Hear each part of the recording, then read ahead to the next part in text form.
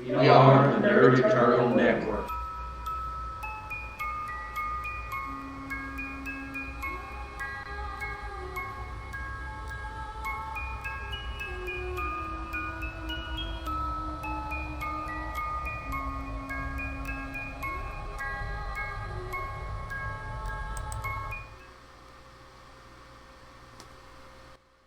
All childers should learn from their sire the law and the traditions, the rights and the customs, as I have given them to you. Hello, and welcome to the Valley by Night, here on the Dire Bear Adventuring Company. Excuse me, that was unprofessional. Great start. Oh yeah, great.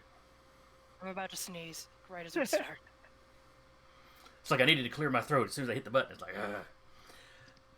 Anyway, welcome to Dire Bear. It's Tuesday night, so it's our Vampire the Masquerade 5th edition chronicle. I'll be your storyteller for the evening, Jason, from over at the Nerd Eternal Network. And with me as usual will be, let's see if I can remember everybody's names, Sarah playing Jolene, Decca playing Blackjack, Rap playing Maeve,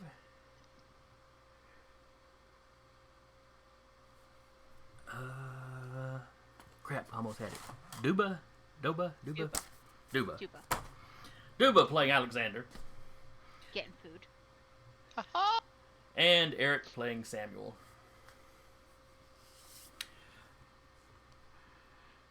Now, when we left off last week, let's see. Last week, Jolene killed a poor baby rabbit. It was probably a full-grown rabbit if she made a meal of it. Yeah, that's fair. That's fair. She killed a poor bunny. Maeve killed a poor dude. Let's see. Blackjack happily suckled on his cow. Why you gotta use the word suckle? That just makes it even weirder. Is this going to be the word of the campaign? Is this your undulate? No. That was... God, I hope not. Anyway, let's see. I want to say y'all met up fairly quickly after, well, it took a little time, you hunted. Oh, the ones that needed to. You met up at Samuel's. Using one of his disciplines, he got a vision of the killer going in a target. Before you could leave, there was a knock at the door, and Theodore, the Nosferatu whip, showed up with an out-of-towner that he wanted to introduce you to. Mother Dorcas who was the primogen, was hoping that you could take in Alexander. He had lived in Meridianville, which is a little community north of Huntsville, where he'd been in for several years, but the lupines were getting a little thick up there, and he decided to retreat to the safety of a larger city.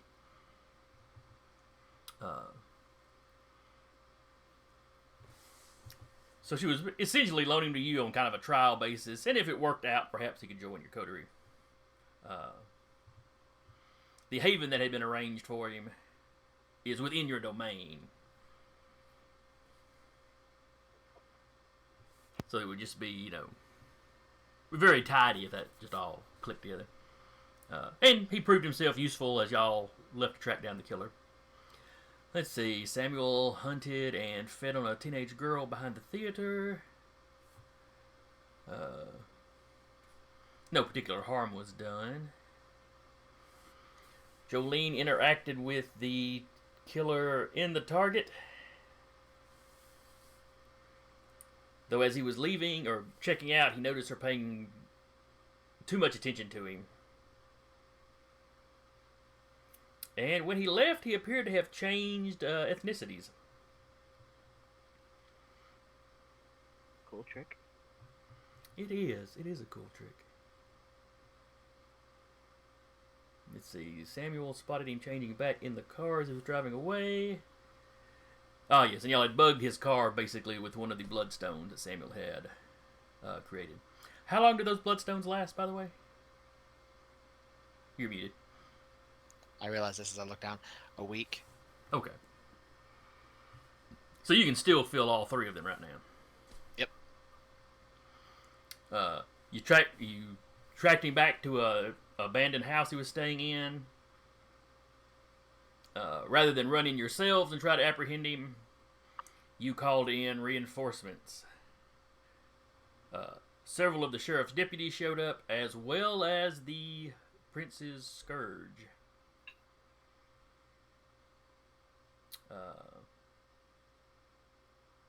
And you busted into the house and took him down pretty easy. I think, did he actually get a lick in on anybody? He certainly tried. Garage Yeah. door. Yeah. The Yes. garage. Garage door. I mean, if Garage that door, counts. The second most dangerous So I want to say, was it? character. I want to say Blackjack and Maeve both ran in and began pummeling. Yeah, like Blackjack basically lariated him into the garage door. Maeve just hit him in the solar plexus just about. He clawed the garage door. Julie's Jolene there tried going, her best. With the garage door, stab! Hey, she pulled it down. I mean, yeah, she did. She kept That him was the from clutch running. thing that, yeah. Yeah. She definitely Although- contributed. She definitely contributed. Although I literally would have shoulder checked that car if it came to it. And then I believe the Scourge actually walked up and staked him as y'all had him more or Yeah. less pinned down. I Yeah. just watched the VOD yesterday. It's exactly what happened. Yeah, Samuel dominated him to make him lay down. So Man, very little one fuss, more- very little muss. A repair crew was quickly sent out to replace the garage door. You know, all the broken locks and kicked in doors were just left like they were, because no Masquerade violation there. Somebody just broke into the house. Mhm. The claw marks on the door would have been a little suspicious, Yeah. so they replaced that. All right. So we move on to the next night. Because you were told they were going, the deputies were going to take this killer to the prince. There'd be some questioning. You knew there'd be a trial. Might not be quite the right word, but Public. there would be a meeting at Elysium to decide his fate. Rouse checks. Yes, as you wake up, it is Thursday evening, January 17th, Yes. 2019, for anybody that hasn't watched the previous ones. Ooh, I'm still good. I'm at 2 hunger. Okay. I am at Samuel's place, so it's gonna be a little tricky rolled- to hunt right now. I rolled a 10 for waking up. Just that. No. It looks unfortunately like not. everybody woke up fresh. Yeah. Yeah, everyone's good. Excellent. Sleep. Coterie sleep Well, I time. say that. None of you got any hungrier, but how hungry are you all? I'm at 2 hunger. One. Yeah, I'm at 2. 1. So. Granted, she's been at 2 for a while, so she's like, this is fine. 2 is actually not that bad, generally speaking. Yeah. I mean, feed on another rabbit. He'll be fine. Just go Capri Sun, some poor stray. One of the wild cats just hangs around. Oh, what a nice little doggy. I'm going to call you Juice Box. Oh no. I say that. Members of the Sabbat refer to people as Juice Boxes. Mm-hmm. Yep.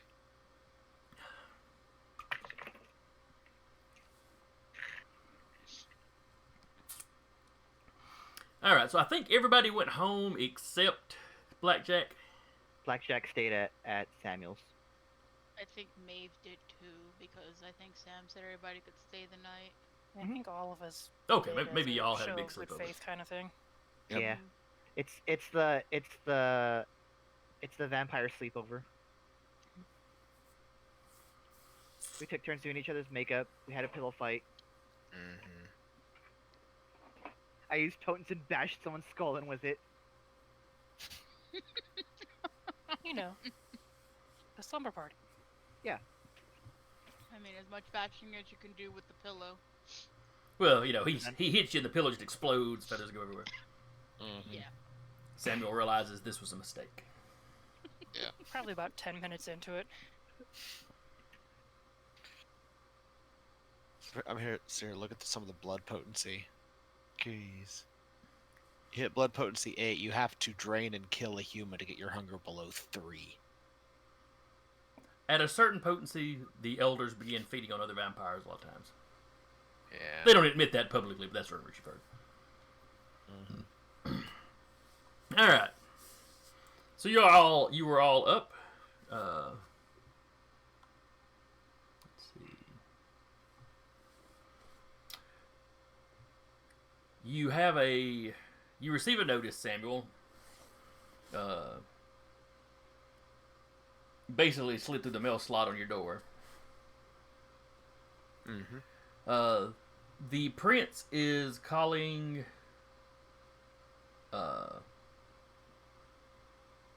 court, basically, at the Elysium, located at Burt on the Mountain. Burt on the Mountain sits atop Round Top Mountain.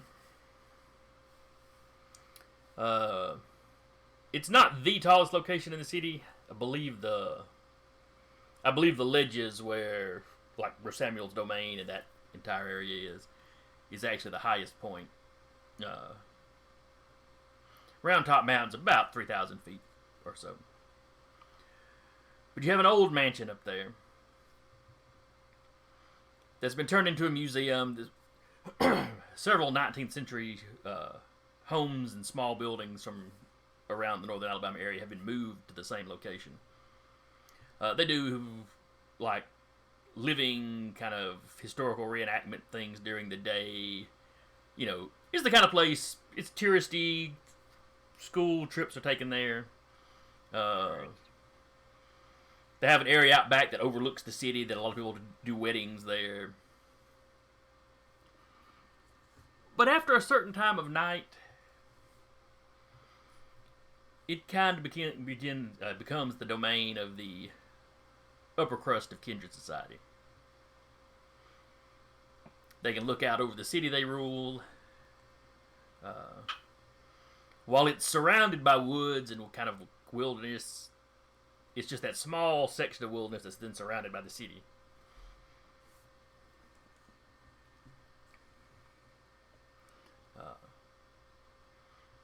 So Samuel has certainly been here multiple occasions. In all likelihood, none of the rest of you have. Definitely even not Joey. Not even in life. Yeah. Not that our viewers can see it, but I'm going to move y'all over to a different map. So down at the bottom here, you see where it says Jones Valley West. Mm-hmm. That is the upper portion of your domain. Yes. That's the farmland area, Tooney Hollow, I think what that area is actually called. Mm-hmm. So basically, just a few miles north of you, as the crow flies at least, is Bird on the Mountain. And you've got some nature parks around there, and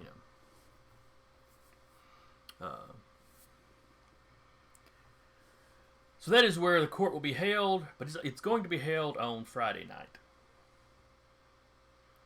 So some of you may have a night free, but not all of you. Samuel, Thursday nights are a night that you're supposed to report to the Chantry. As you know, Clan Tremere was devastated by an attack by Second Inquisition forces, leaving only you and the Primogen Alejandro, that's his name, I think, Mendoza. You were the only survivors, as neither of you were at the Chantry at what was otherwise a fairly large meeting. In rebuilding the clan, Alejandro has been embracing potentials that were already kind of on the clan's radar, as well as other occultists and intellectuals that he has tracked down in the meantime. So the clan is essentially you and him and 5 neonates. Or is neonate the lowest? I think so. I'm trying to remember my terms here. Yeah. Neonate is the lowest, just before Thin Blood. Okay, so yeah, 5 neonates. Now, most of them have been vampires for 3 or 4 or 5 years now. So they've developed to the point they can do a lot of their own researching and studying at this point. But once a week, Alejandro still likes to get them all together, and one of you, usually you, essentially is teaching class. They've all got projects that you assign to them to research, though they're getting to that level of competency where they tend to have their own little side projects too, which they may or may not tell you about.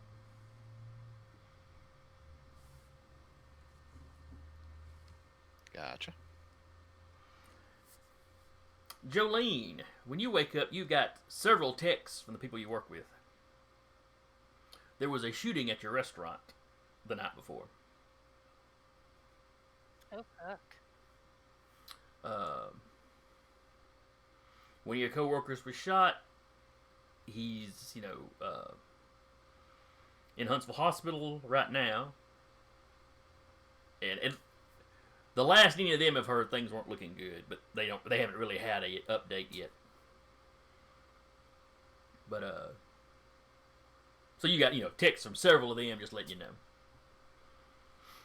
Yeah, she'll probably hang out enough to kind of get what they're going to be doing tonight and then go drop by probably both work and the hospital.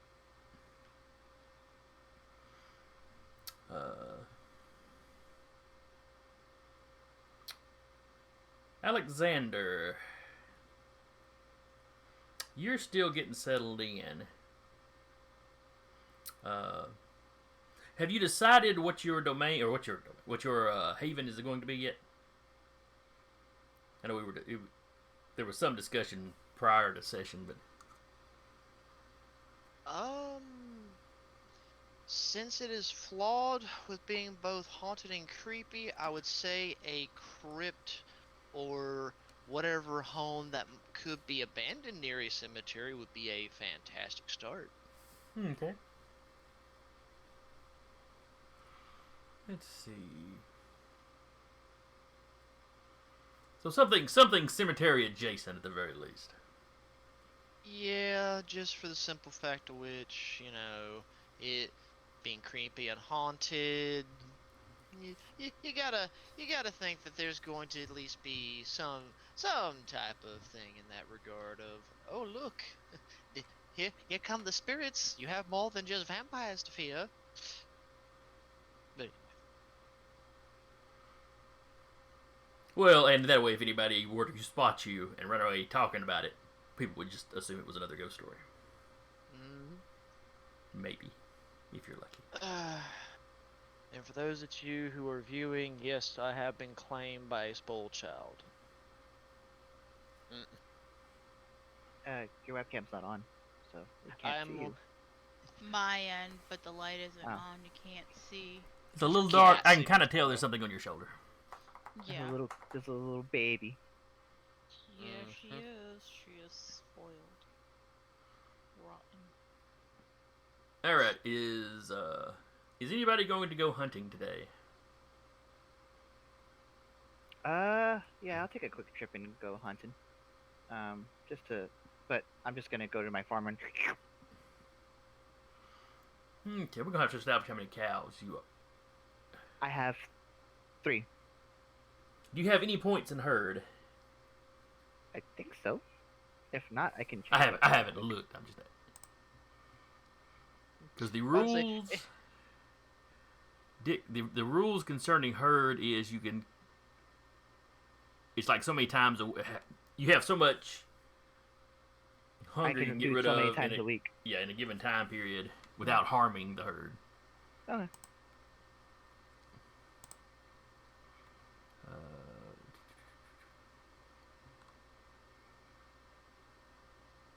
I might not.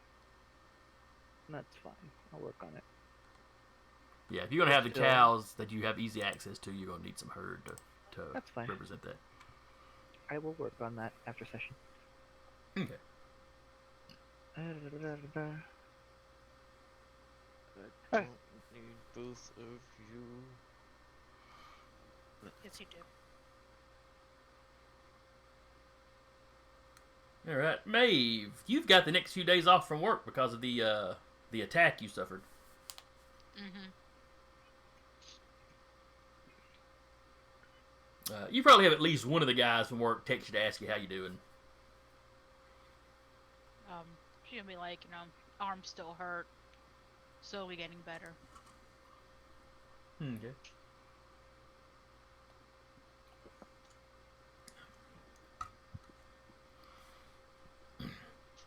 Yeah, he tells you they're keeping an eye out in case that guy shows back up, but Mm-hmm. but they don't figure he'll come back by, and the police are looking for him. Yeah. He even tells you, it made the news. They kind of put up like the face shot they got off the cameras, looking for this guy. Never And seen be like, again. hopefully they find him and lock him up. Do some. They better find him before I find him. I'll fuck him up. You already found him. Alright. Oh, we know that. They don't know that. Exactly. So what's Maeve gonna do on her off night?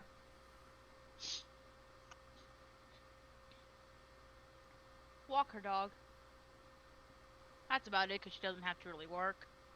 And that's a free night for her. She's not really that hungry. So.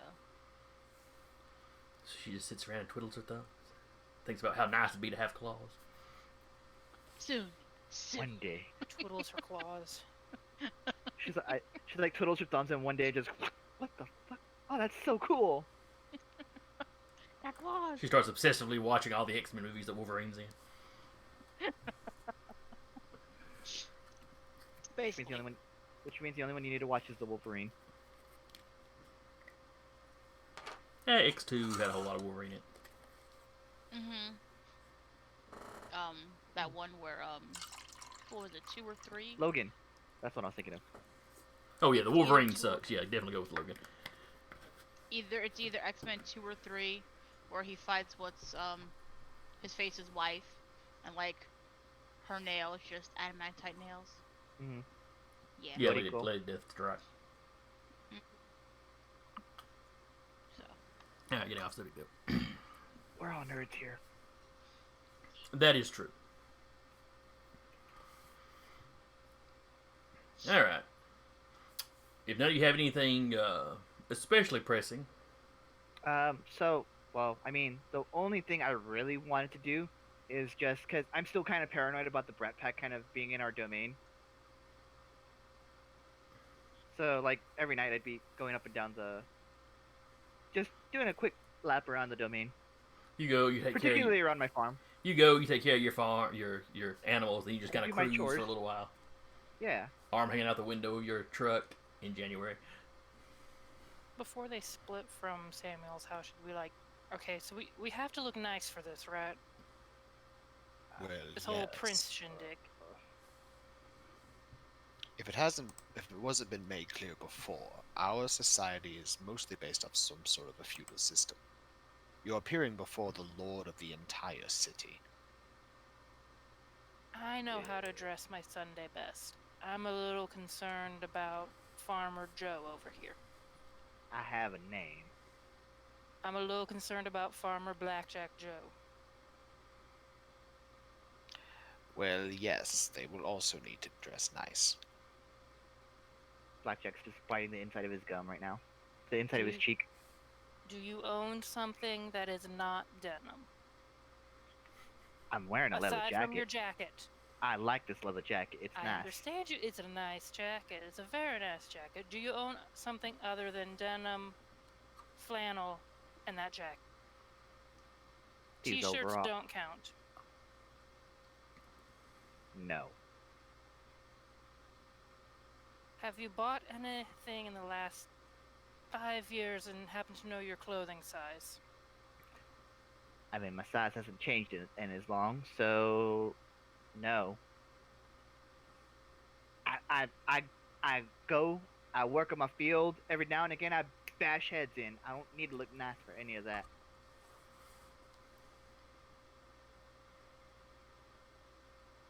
She like reaches up and tries to like check the tag on his shirt. It's a 3X. She's like, okay, Because he's brownie. I ain't checking your pants size, so you just better tell me that. It's a size 38. Okay. Again, brownie. I will get you a pair of black pants and a white shirt. You can wear the leather jacket. What do you want in return?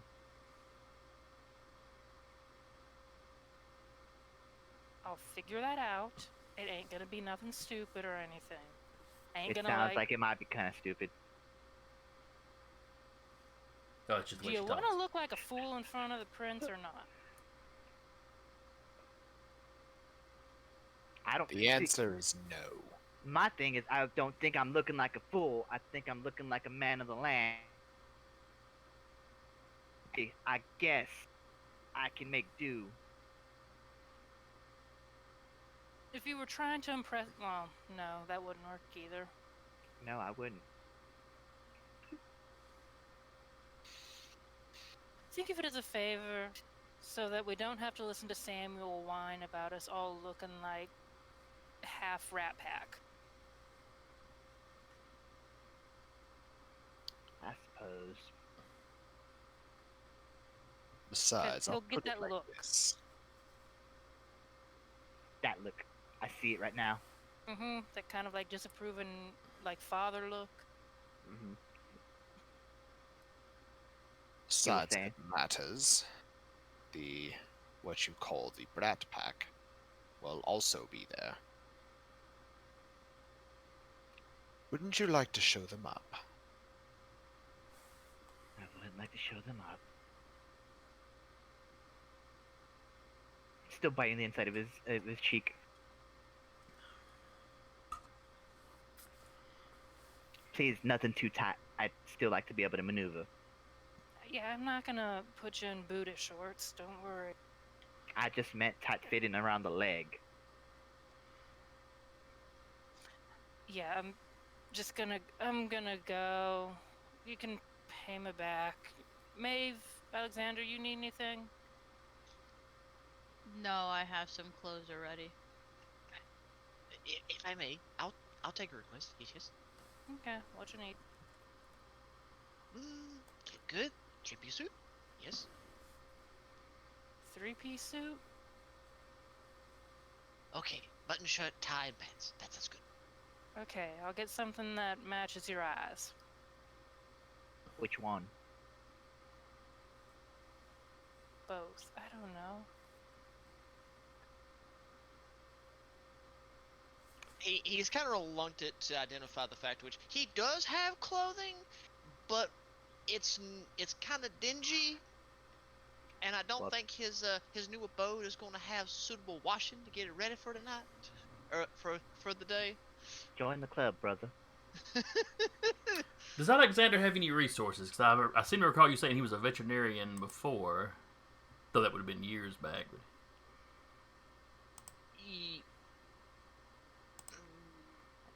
Resources. As far as I know, no, I don't believe he has any like resources on him. He'll probably take the time to either to procure them or make them if it is possible. Okay. Well, what may have happened is you may have been forced to leave some of that behind, whatever little stashes you had. Oh, of course.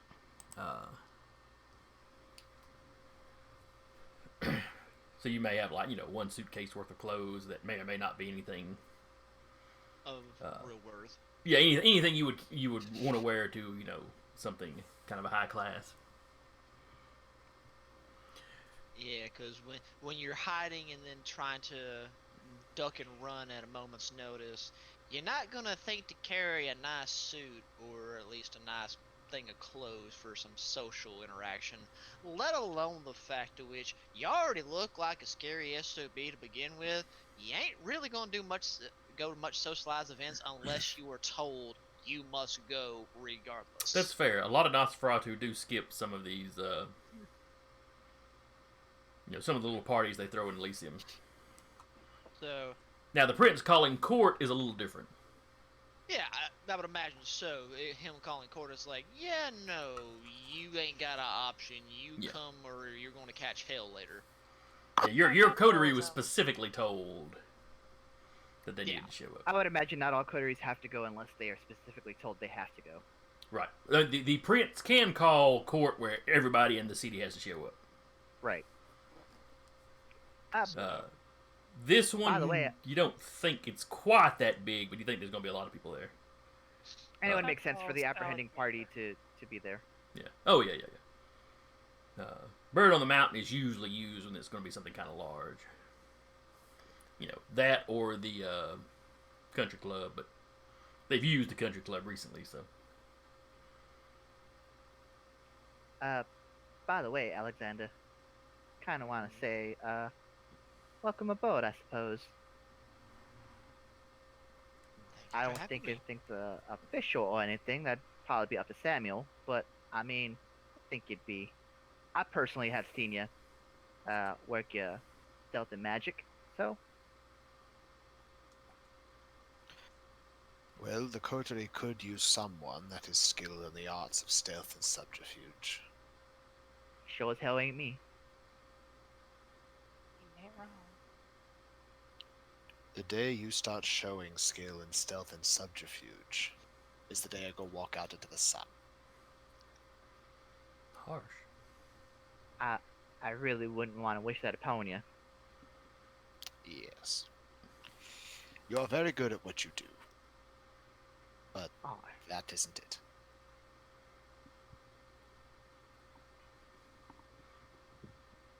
Alright, so then you break up. Maeve walks her dog. It's still early enough. Jolene could do some shopping now, or she could do it during the day, the next day. She'll probably try and do as much as she can. are the Walmarts in Huntsville 24 hours? In 2019, yes. Currently, no, I don't think so. I mean, yeah, no, I don't think anything's 24 hours right now. Yeah. They typically are. She still Yeah. doesn't trust him to properly buy a shirt. I text Jolene the emoji. I just as a reminder the emoji of a shirt, and 3XL the emoji of a pants. 38. She just kind of nods like, I've got it. You have socks, right? What a socks. She finds socks and asks for the shoe size. Oh, he pulls off a boot and looks at it, and, like smudges off some of the mud. This says like size 10.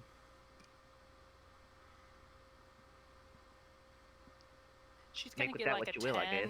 and an 11, just in case. Like, he has no idea how to figure out a shoe size, or the boots are so old that it was like a smaller size. His feet are really crunched in there. He doesn't know. So the 11. Mhm. 10 and a half. Vampire Yeah. feet don't blister, apparently, so, who cares No, they if don't. the shoe's tight? Just pulls it off. It's like all like curled under, like a taco. And then when it comes out of the boot, it just snaps back into place. We'll probably just go drop by work and visit the hospital. We'll probably just drop by work and then probably visit the hospital tomorrow, maybe in the morning. Why is it now that I can imagine him, the second he takes the boot off, you just hear a distinct cracking like he's curling his toes, like, oh, that's so much better. I mean, I wouldn't feel pain, but it would just happen, and everyone's like, "Are you okay?" Yeah, I'm fine. Why? The trick is you were a farmer, so you would know how important good boots are. It would probably just be a habit that would carry over. The bit that amuses me is our Nosferatu players over there in the darkness. I mean, The it true works. Nosferatu experience.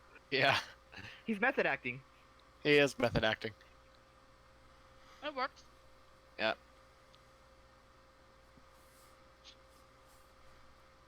Now, if he can just slowly creep up behind you at some point, He's So we- done will. that. so we can see him just kind of melt out of the shadows. You He's will. done that. He's done that to Sarah already. And he about got clocked. It was funny. It It was was fantastic. hilarious, but he about got clocked. Yeah. We were at Dragon Again. Con. All the lights were off, and he just goes, "Hi," just out of the shadows. Yeah, no, I have proven multiple times I can be quiet when I want to be. Yeah, that man's a nos. Until he decides to dive bomb an air mattress and fling me into the ceiling. That was amusing, and you know it. Yeah, I know. I need to go to Dragon Con with you kids. When the apocalypse is over. Yeah, it'll be next year. Yeah, they've already canceled it this year, haven't they? Yeah, they have. All right. So Thursday night passes with really no big to dos. It's after the last few nights you've had, it's actually pretty calming and relaxing. Mm-hmm. You know, Samuel gives his lessons at the chantry. Nothing explodes, which is not always the case. Yeah.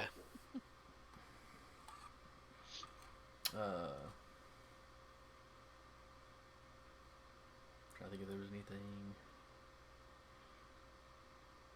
Jolene talks to her folks at work. You could go by the hospital, but your coworker's in the ICU, so you wouldn't be able to like visit or anything since you're not family or. Yeah. She'll just be like, if y'all hear anything, let me know. Or if his folks need anything, let me know. One of the girls you work with does run up where she's already got a car, she's having everybody sign, that sort of thing. Yeah. People are pitching in a few dollars for flowers and whatnot. Yeah. Probably got a little tip jar up at the front set up for him or something.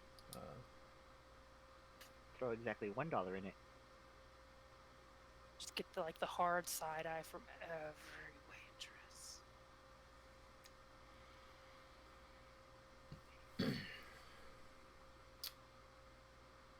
So if there's nothing else you want to do on Thursdays, we'll move on to Friday.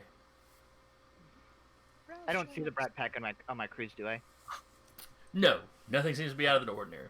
Okay, good. I was like, does Jolene mention that this guy's in the hospital? I mean, she probably would have said something when she woke up and saw the text messages. Like, oh shit, somebody got shot in the hospital. And some of you have probably heard it on the news or seen something about it. Gunn walked into a local restaurant. Nobody's exactly sure why at this point.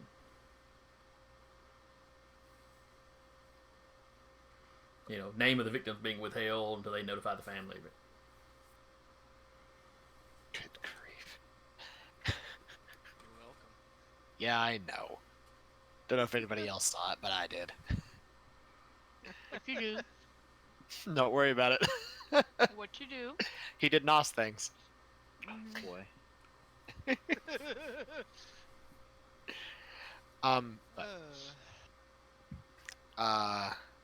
He'll. This coworker of yours, is he familyless? No one to really call on. Would she know that? He's talking about his mother who lives in town. And you think he's got a dad that maybe he lives out of state, maybe, or maybe it was out of county. You don't remember for sure. I mean, yeah, he's got a family. His mama lives around here.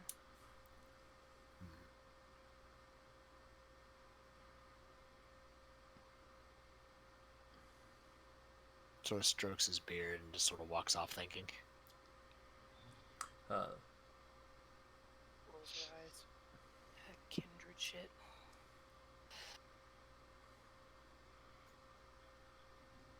So Him anyway. thinking, might be an interesting target to ghoul. Could you not ghoul my co-workers?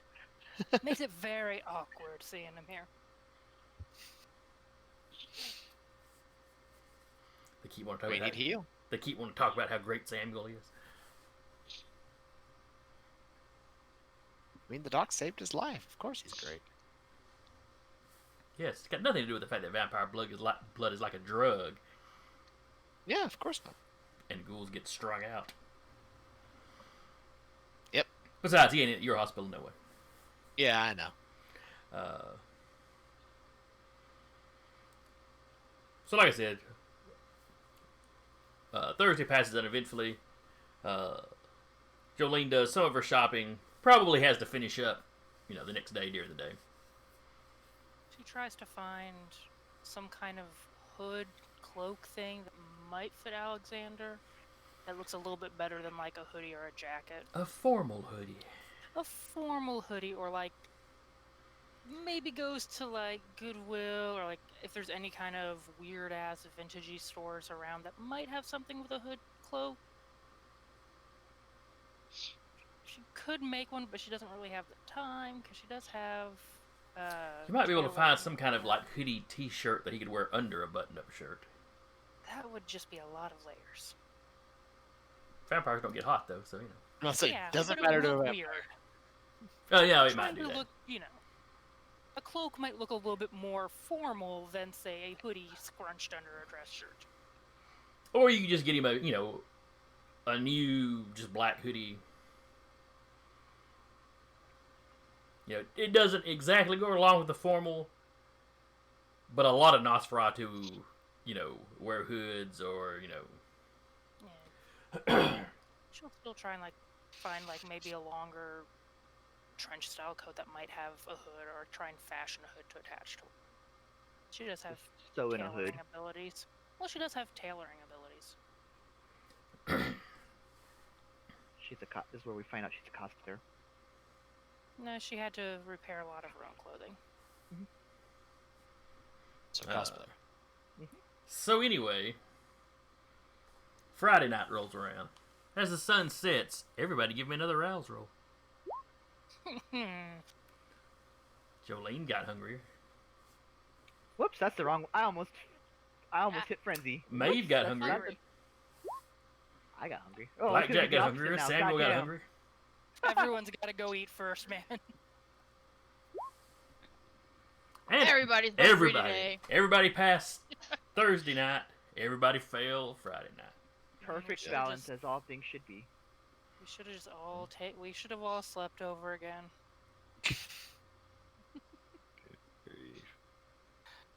Samuel will go find one of his herd, and he will Okay. slake 1 point of hunger, Okay. which will be the second dot, the final dot of the week. I'll let mine ride for now. What's your hunger at? 2. Okay, that's not bad at all. Yeah, that's what I'm saying. I'll let it ride for now. Same with Maeve. 2 hunger. She's not gonna eat right now. What is 3? Is there like a hunger table in here? 3 is bad. Yeah, I know. It's 4 not I as bad start as doing 4, though. stigmata. 3 is you need to call in that favorite and have a bite of cow. Be like, so you know that favor you said, what did I want? I need a cow. I want Bessie. I Mhm. will She's kill you gonna if you debate take it. Bessie. She's gonna debate it, and cause she's probably got everything ironed and set out to go. So she's just gonna go look for Capri Sun again. All right. What page were the hunting rules on? Very on brand to playing vampire. I have the taste of blood in my mouth from my sinuses popping. Gross. Thanks for sharing. Hey, we're playing vampire. Thanks, I hate it. I have to experience it. How do you think I feel? Uh-huh. You probably also hate it. Yes. I really hope. So I'm drinking water. Okay, so farmers. That would be compose your animal kin if you were trying to feed from a domesticated animal that you might be able to coax towards you. If you're hitting the wooded area looking for another poor bunny or deer, Then I believe we said last time that was... Oh, pull up your character. I'm trying to scroll back up, see if maybe I can find it there. Let's see. Jolene.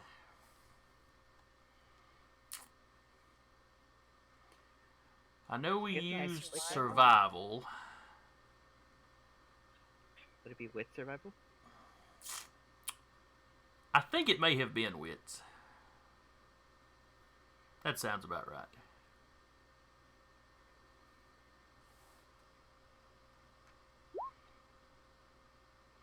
And I believe the difficulty I used last time was a 3? Yeah, for a deer. 3 or a 4, I forget. We'll go with a 3, so... Get back over Fair. here. Oh. Now, since you only missed by 1, Here we go again. I can allow you to succeed with some sort of negative outcome. So you would get the feeding that you need. So you could catch a deer, but it's going to have, gored you or stomped on you a little bit. You're going to have taken some physical damage. Considering she has to show up in front of the prince and is that thin blood, yeah, no.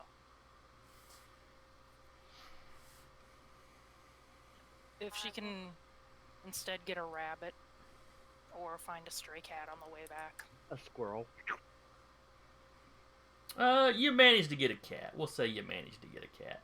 Yeah, she looks bummed about that for the rest of the night. It had a collar. Yeah, it's.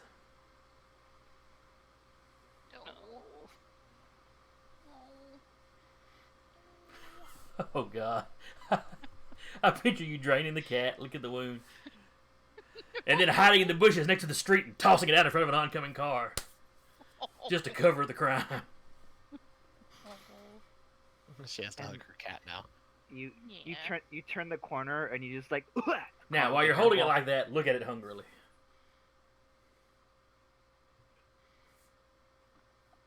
Is that pork chop?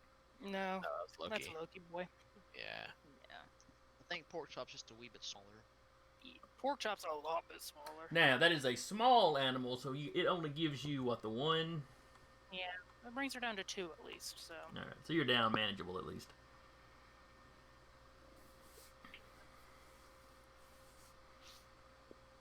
get Purdy and take the clothes over. Are we all meeting?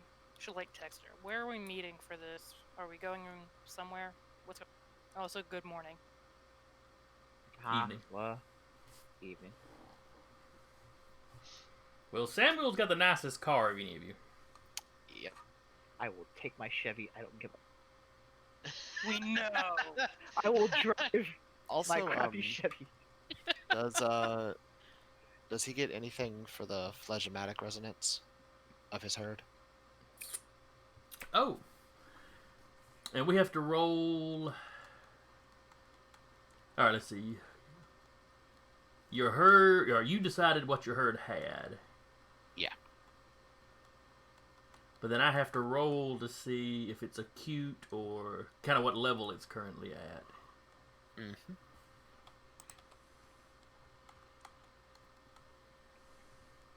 Alright. Advanced systems.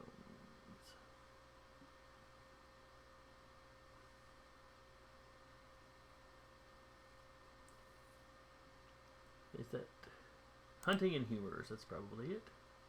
Mm-hmm. It needs to be intense or acute for you to really get anything much out of it. So, let me see. I rolled a 1. Negligible. So, nah, nothing fancy. You don't get anything fancy off this one. Okay.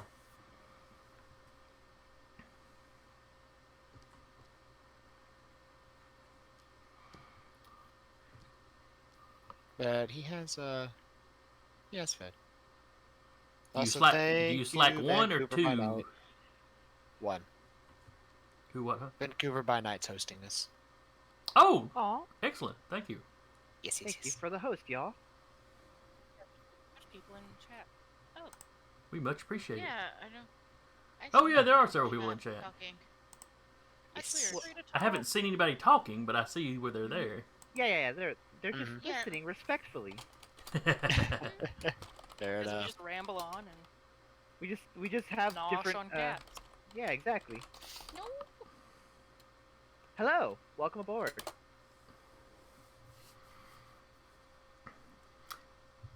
Oh yeah. Is anybody else going to hunt before the big shindig? No. I'm gonna text Um. I'm gonna text the coterie and be like, I'll meet y'all there. Right, but you're only at a Where's 2, so that's there? not bad. I got your clothes. You ain't wearing them. Where's there? God damn it. Almost got out of it.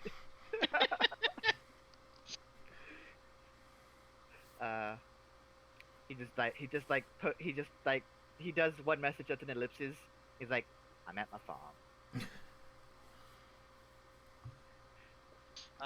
To answer your earlier question, Alexander is at 2, so he's just going to be like, I can make it tonight. I can make it. Don't worry about it. Okay. So he's going to try and continue to make sure he's at least semi-presentable. Are we I'm all assuming meeting? we're meeting at Samuel's. I guess. He will respond to meet at his place. Jolene will just like take everyone's clothes there. Maeve, are you hunting tonight? No, because she's at 2 hunger, so Okay. she's just gonna ride it out. But she will be taking her dog with her and would have given him a thorough scrub. So he's clean looking. Wearing a nice mean- little bandana. Put a mean- little bandana, yeah, just like a black and white one. To be fair, after hearing that bark in the background, yes, Puppers is very happy for the cleanest. So are you Dog's going going to crazy, take sorry. your dog and leave it in the car, or are you going to take your dog into court? Take it into court. Oh man. Don't leave it in the car. Someone's gonna punch your someone's gonna bust open your window and try to like It's the at night. The sun's not out, and it's January, so yeah. Never animal know. rights activists. This is gonna Yeah. be great. Like, with like 5, 6 vampires and a dog trying to fit in the car.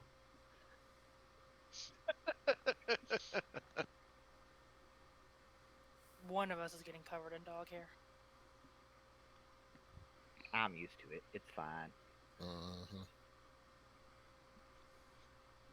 Or Maeve could just ride with Blackjack in his truck and keep the dog in the back. There you go. That could work. Make sure you buckle them tight. All right. She would just, Everybody meets up at Samuel's. I'm going to assume Samuel is probably dressed to the nines. Oh yeah. Like that picture that's on his character sheet. That's Pretty much exactly what he's wearing at the moment. All right. pretty much. Is anybody noticing a lot of the video stutter? A little bit, yeah. I wonder if it's on my end or. It's I don't know. negligible, Even- I'm sure. Yeah, it's not super. Yeah, Even- mostly it's not real bad. Every now and then it. No. We've been the having some Zoom that- itself. Is Yeah, I think it might just be freezing. Zoom. Zoom's just going nuts with all the new traffic over the course of the last few But quarantines. that's true. Yeah, so All right. We'll just have to soldier There on he is. regardless. I was like, where is this? And oh, he do be looking kind of fresh. Yep. A little pale, but other than that, needs to get some sun. Don't we all? Yeah. He just kind of waves it off as that he just works nights, so he sleeps during the day. That's why he's pale. You're dressing kind of extra for a doctor. Jolene would be like in black slacks, a button black shirt, Oh, and yeah. her hair will be braided. Yeah, Me, I'll Maeve, post yeah. some. Her hair is gonna be braided and tied. So what kind of clothes is Maeve wearing? You said you Black give me button. colors, but is A it like button-down slacks shirt. or? Yeah, slacks, a button-down collared shirt, and then her hair will be braided. Okay.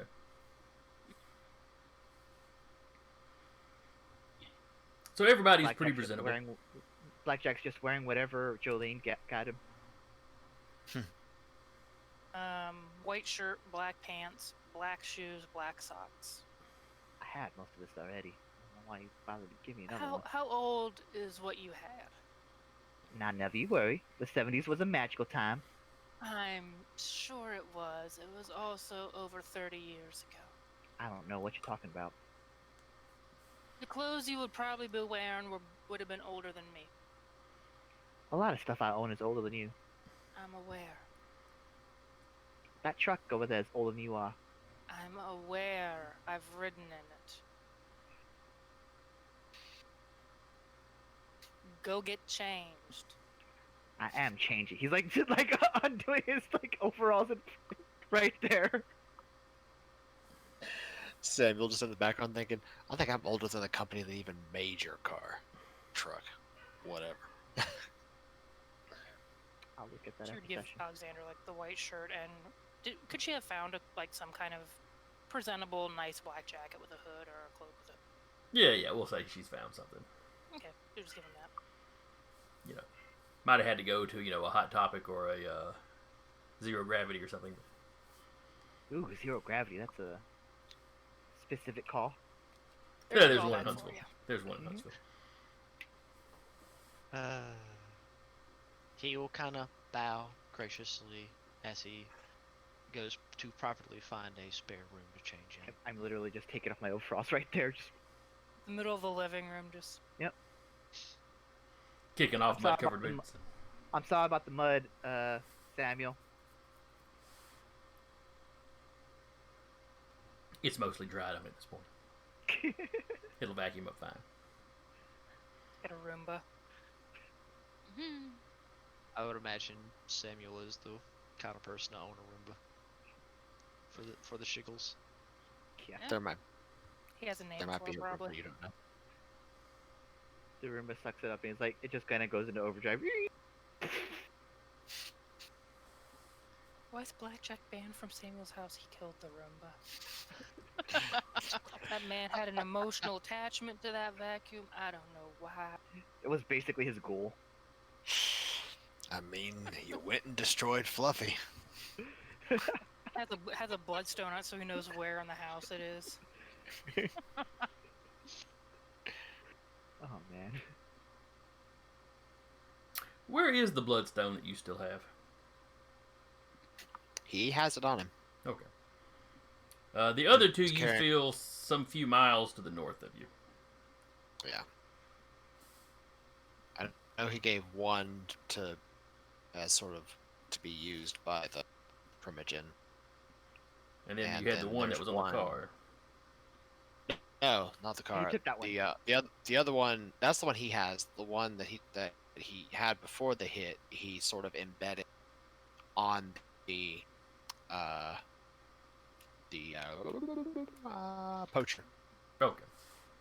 because we don't know his name. Oh, that's right. You have it. You have not learned that yet. All right. So y'all all get dressed. You head out. You could try to all squeeze into one car, but with the dog, that's next to impossible. At least with that. It's not physically impossible, but you would have absolutely no dignity piling out of this car once you got there.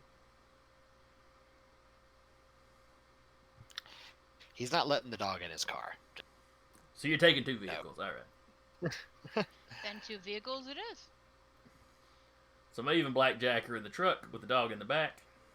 Let the pooch go on the back. What's the little one's name? Oh yeah, what is your doggo's I name?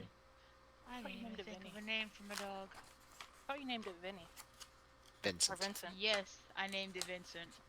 Vincent. That's a I have that written down. Vincent Maeve's Bound Familis is a German Shepherd. Thank you. that's an oddly specific name, but I mean I'll ride with it.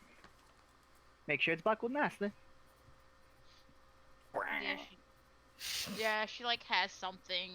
So like, for this reason, to where The dog will be secure in the truck. She was riding with Blackjack before. It's not even that the truck like goes fast, because it really doesn't. It's just every bump you hit, Uh-huh. There's just no shocks left. there's absolutely no shocks left in that truck. So Good grief. you head up to you head up Round Top Mountain. Blackjack's truck struggles a little bit with some of the hills. He shifts it down into like second gear. Come on, baby, you got this. You ain't dying on me yet. Samuel's car, on the other hand, has no issues. We're like side by side for a while, and then we start going up the hill, and I start slowing down. He's just going up like nothing. Like, oh hell, come on, give me a sec, Maeve. But you manage to pull in not too far behind him, so everybody is piled out of Samuel's car as the truck pulls up.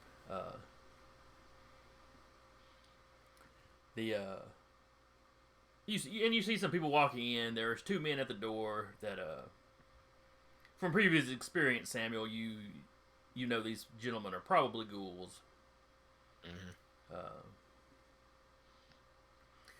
All along the road you came in, there's probably untold number of security personnel. The Prince and Primogen have been very careful since the attack that destroyed the previous Tremere Chantry. So the lower down on the mountain they are, probably the more hired, like, human security they are. Where you start having kind of the Prince's own, or the Primogen's own ghouls and lower ranking members as the security once you get kind of closer to the facility.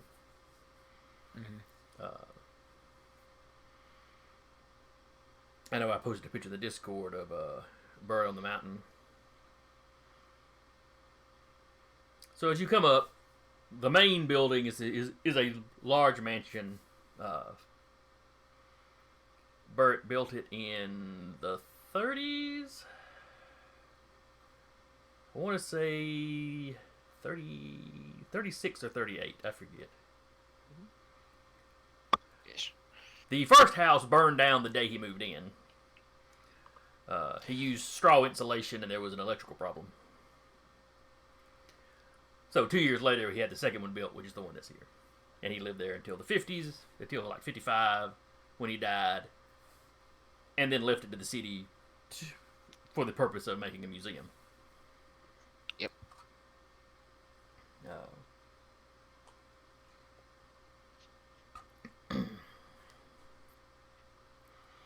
So like I said, it's a very family-friendly sort of place during the day. In the early evening, they do cocktails out on an area called the View, which is the part that really overlooks the city. But it's much later than that now. By the time you get here, it's 11:30, getting close to 12. Everything official has been shut down.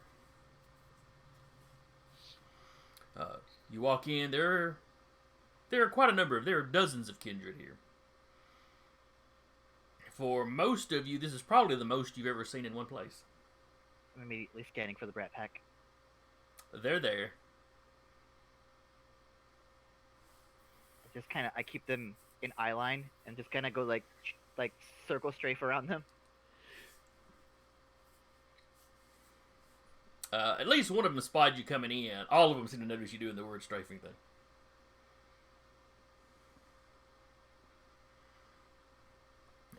Some eyebrows get raised as Vincent walks in.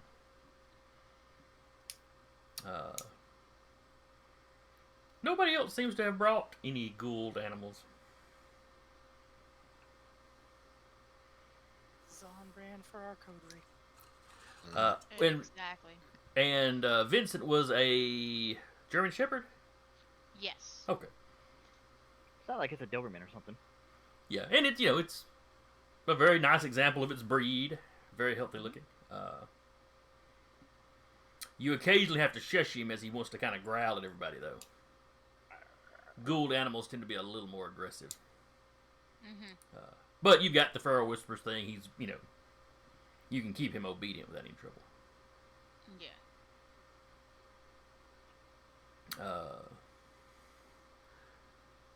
Jolene, you're getting a lot of looks as you walk in. Maeve and Blackjack, not so much. A lot of the Kindred here may not know them very well, but they've been around in the city. I also kind of want to say that Blackjack, who usually has like this, his hair's kind of going wherever, it's actually like slicked back. So kind the of only thing a 50s it's greaser like a slick pompadour back. type. Yeah, Okay. it's like a pompadour looking thing. So it's a little out of date, but reminiscent of when you came up. Mhm. You're hardly the only person here that's got a Acting hairstyle their- or acting their style era. of clothing that's a little out of date. You know. Samuel.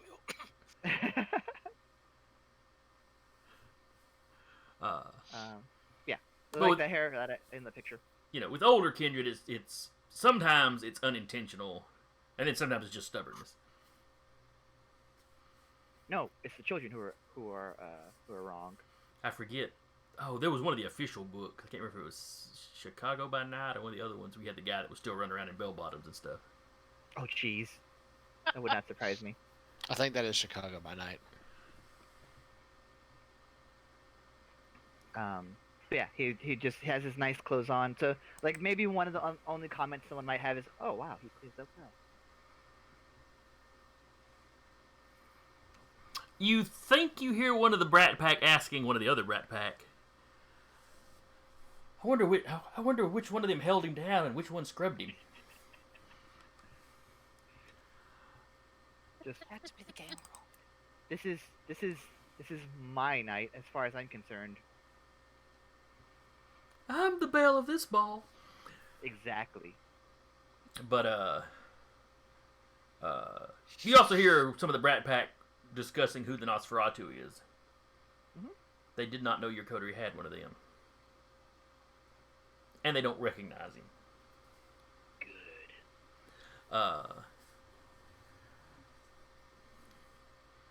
Let's see.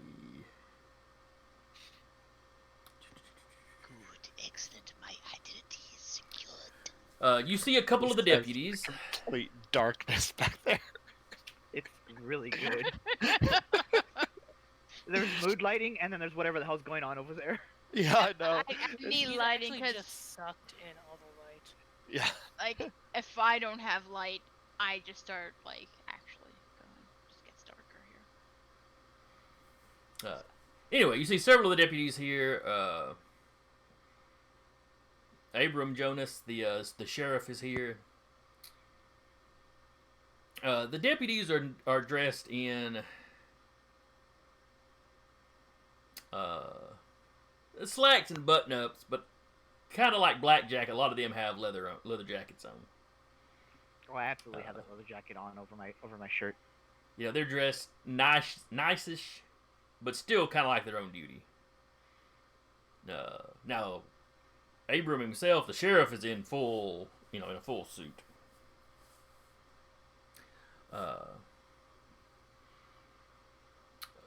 Samuel, you spot Alejandro. He's over there to one side with pretty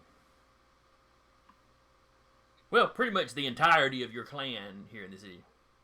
Mm-hmm. It's his brood. He embraced all 5 of them, so. And some of them are clearly comfortable in this sort of setting. A few of them are a little fish out of water. Yeah. But he makes a point of always bringing at least 1 or 2 of them to any event to get everyone used to it. Because to maintain power in the Camarilla, you have to be able to politic some. Yeah. Even if it's not going to be your main focus or something that's going to be your responsibility all the time, you never know when it might fall to you. And he uses the example of how he became Primogen just kind of out of nowhere. That's a good example of it. You only see one other Nosferatu. other than Alexander. The clan whip, Theodore, I believe his name was, is here. That we can see. That you can see. You do know there are a few Nosferatu sheriffs, or deputies rather. Mm-hmm. So they could be around.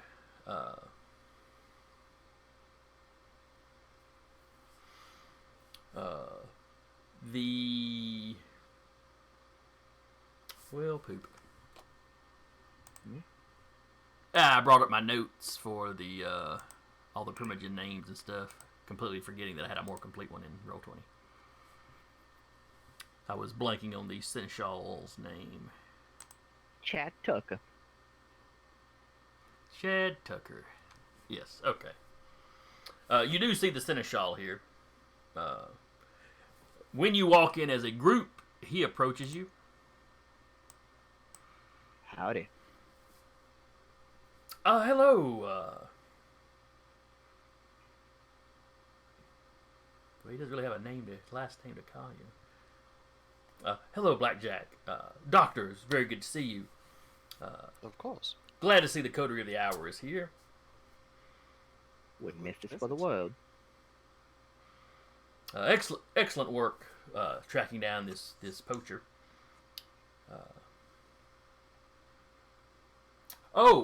Another important thing is the poacher is on display on a table. Of course he is. He is laid out on a table. Steak still in him to keep him in torpor. It's chained. You're not sure you're pretty sure it's a different steak.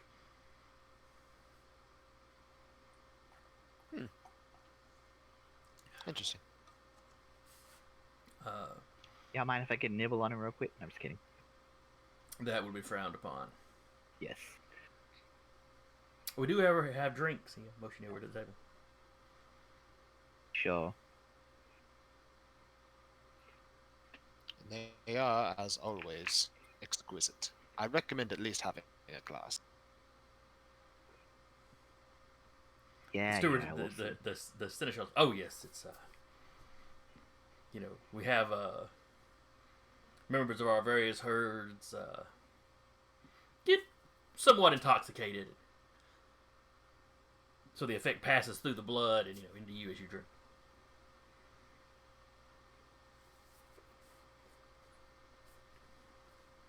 Just as a word of warning to those that haven't been here before, you could wind up a little intoxicated. I don't anticipate getting wasted, as the kids say nowadays. It's probably best not to.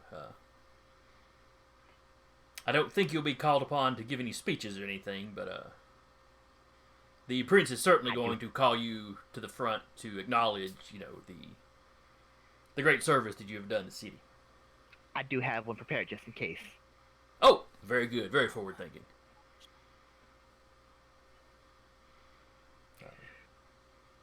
Well, that's either going to be interesting or embarrassing. One of the two. Oh, don't be so down on him, Doctor. The Bruja have a long history as warrior philosophers and great thinkers. Yes, I'm aware. Granted, that's mostly in the old world, but Which is why I said there's the possibility of it being interesting.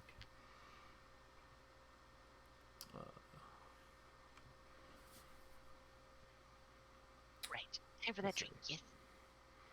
Let's see.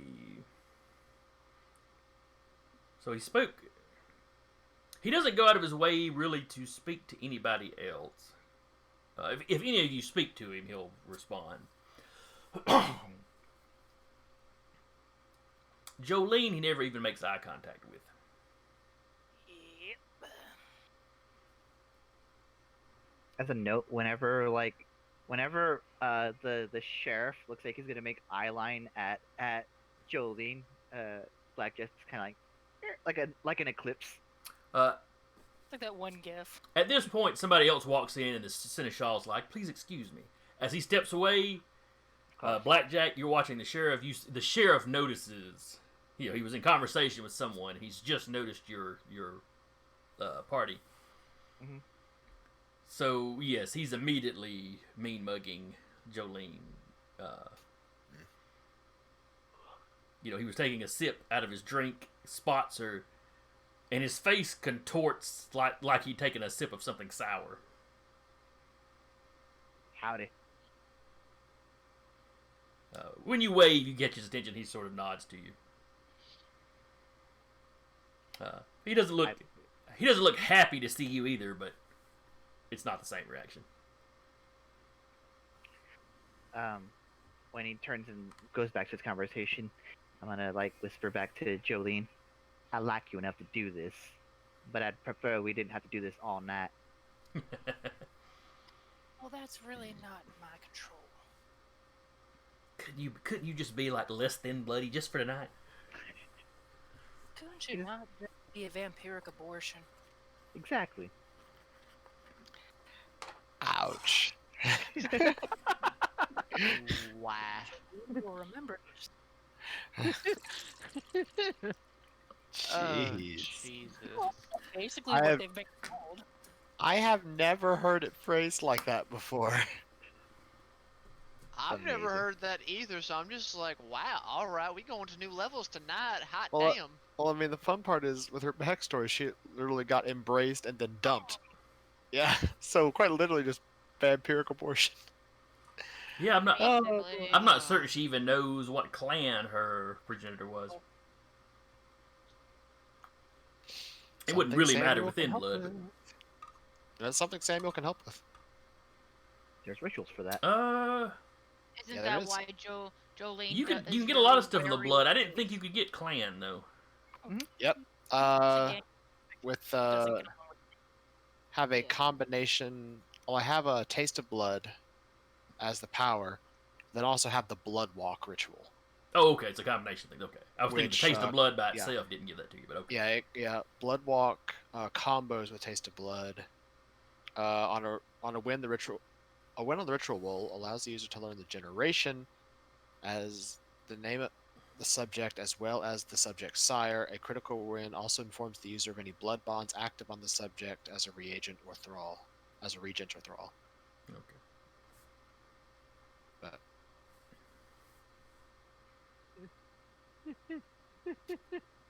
Sorry, I just checked the chat. I'm glad to know that someone's enjoying the fact to which I have been slowly creeping up and going at a distance.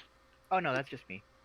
yeah, Yeah, Deca Volti is Deca, and Grumpy Cleric is somebody. That's Jolie. That's who I thought it was, but I've got too many names to keep up with as it is. Uh-huh. All right. So the Seneschal steps off to greet someone else that's coming in. Mhm. Not to pick on Jolene, but You Are absolutely there are. any other? There's no other thin bloods here tonight, right? It's just her. no, you are the only thin blood. The rules of Elysium can be any area that the prince declares to be Elysium. But Elysium is neutral territory. There can be no violence. Now, that doesn't count for things like executions and whatnot, but that's the prince doing that, so. Reason she's not probably getting attacked right now. Actually, thin bloods are not covered by that. Oh, lovely. Fantastic. She's gonna Now. stick to probably one of the group. Now, your coterie has been called in here to be acknowledged for something they've done, so it would be an extremely poor taste for someone to do something to you. But it probably wouldn't be a, staking and leaving out for the son offense. Yeah. I mean, it depends on how much offense the sheriff, the prince took to it. But My best outfit. I put on high heels and pantyhose. Well, Please don't murder me. if this is like feudal society, then I can demand recompense and try to duel that person. Think it'll go that well. well, I'm just throwing that out there that one of you might Yeah. want to kind of, even if y'all kind of disperse to intermingle and chit chat, somebody might want to stick with her. Oh no, Alexander has been paying attention to her discomfort, so he's just kind of sticking nearby. One, he is the wild card. No one knows him. No one. Well, the other Nosferatu knows who you are, but Well, yeah, the other Nosferatu, but for the most part, like, everybody else doesn't really know him that No. well. So it's a lot easier for him to just kind of like stick beside her and just be like, look, if I could, I'd happily help you disappear. In fact, I could teach you, maybe, yes. here, take a bite. Maybe at some point. I'm getting used to this awkwardness. And Only the Let's rest go of on the eternity boss. to go. and that's when you spot the little cluster of. Well, you think you recognize at least one of them as Ventru. You recognize a couple of Toreador. You're not exactly sure who the rest of them are. But you see one of your favorite people in the world. Oh no. Blanchett. Pardon? Blanchett. That was Jeanette, right? Yeah, the tattooist. Yes. The Toreador tattoo artist. She is well known in the city. Amongst, amongst like the other tattoo artists, and she doesn't work for any particular shop, but she'll kind of hop around and do work for any of them.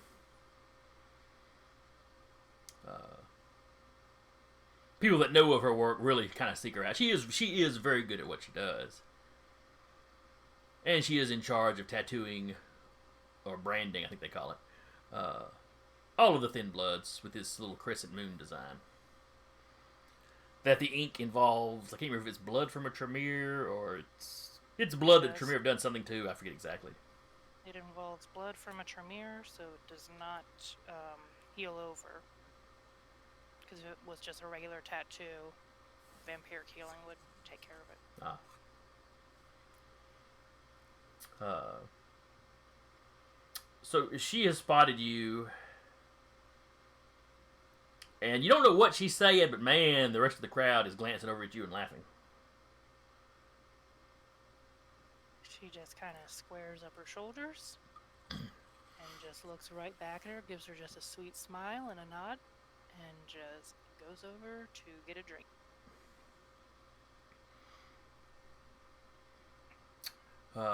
There's a mortal behind the little table or bar, whatever they've got, serving the drinks. He'll hand you whatever you want.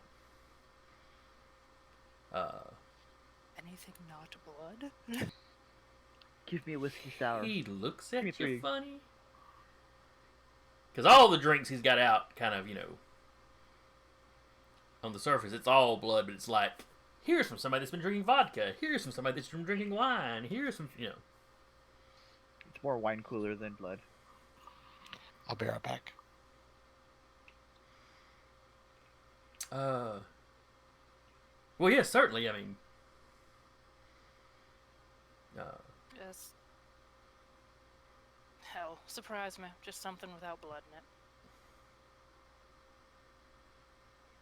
let's see. He nods, he goes, he mixes a drink, and he brings you a Bloody Mary. As he hands it to you, he's like, it won't stand out this way. I appreciate the idea. As a celery stalk is probably sticking out of it. Well, I don't know. If he's trying not to make it stand out, he might not. I don't know. I guess it depends if it even counts as a Bloody Mary without that.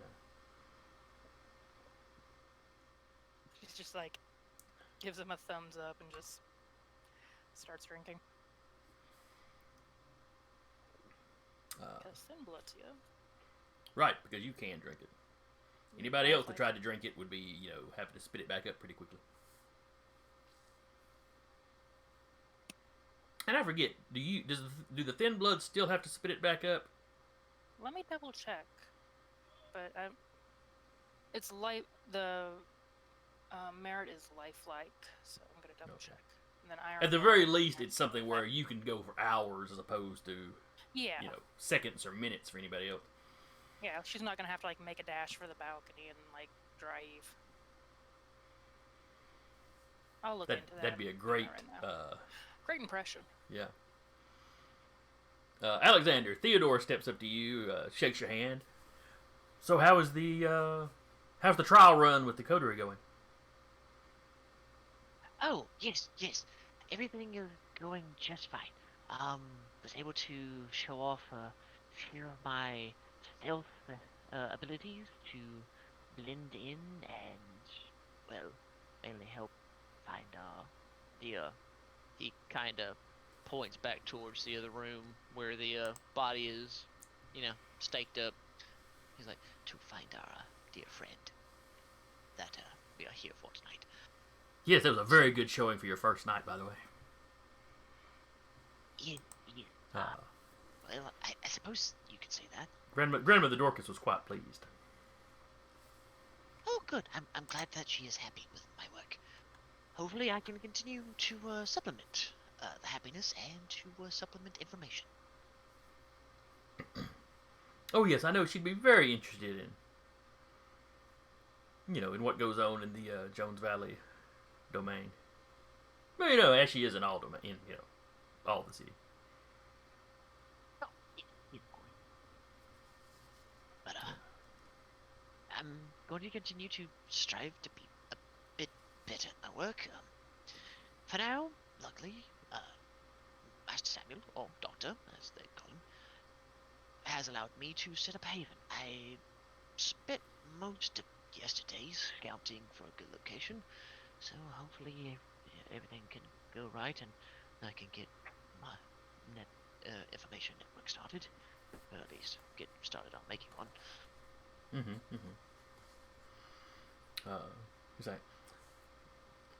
Which reminds me, we do need to send somebody around to show you the ins and outs of the Warrens, which is a catch-all term for the sewers, and in the case of Huntsville, the cave systems up under the city as well. Oh, yes, that'd be fantastic. That would help greatly. I do plan on making it possible to escape my new haven if push came to shove. So good to know. Good to know. Let's see.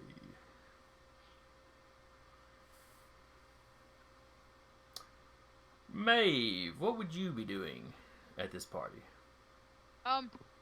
She'd be kind of staying near, Jolene with Vincent, just kind of, on his chain leash of sorts. Is it like a chain, like you put a regular dog out in the yard with, or is it like logging chain? Ship chain. Just tore an anchor off a boat. That's the. Right, just hold that. Just like a regular chain you would keep the dog out in, because she didn't think it would be as appropriate to have this big old logging chain around the dog. One single ship anchor chain, just to handle. The anchor is the holds the leash. It's kind of tossed over her shoulder casually. Mm-hmm. It goes well with her outfit. It's an accessory. Some people do purses. Some people do ship anchors. You have one Kindred approach you. He asks your name.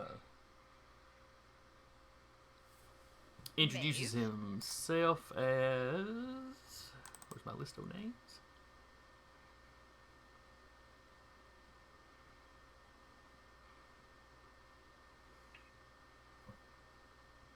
That's an odd last name. Introduces himself as Michael Slavin.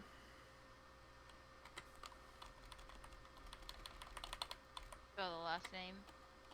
Slavin. Okay. He also rattles off his sire's name, but you don't necessarily even retain that. Okay. It makes sense to you once he says he's of Clan Ventru, because the Ventru are big on their lineages and whatnot. But apparently he is also a dog lover. He immediately starts, talking to you about Vincent. So it's very unusual. It's very unusual for any of us to bring a dog to these sorts of things, or bring an animal to these sorts of things. Well, I suppose some of the Nos may have rats in their pockets or something. But I mean, he is a part of the coterie. Wasn't gonna leave him home. Is he friendly? As friendly as he can be. Basically, if you order him to be friendly, he'll be friendly-ish, but that's about it. Yeah. He really only gets bad if you're not around. Even around the rest of the coterie, he'd be a little hard to handle if you weren't there. Yeah. Or if one of them just walked into your house uninvited or something. But, with you there to calm him down, he allows this Michael guy to pet him a little bit. And he talks to you briefly. He starts trying to discuss, like, dog breeds and whatnot. Is Maeve really into that, or is Vincent just the dog she got? No, Maeve likes dogs. Okay, so you're able to discuss certain, the variety of breeds and what the German Shepherd is good for, or was specifically bred for. Yeah.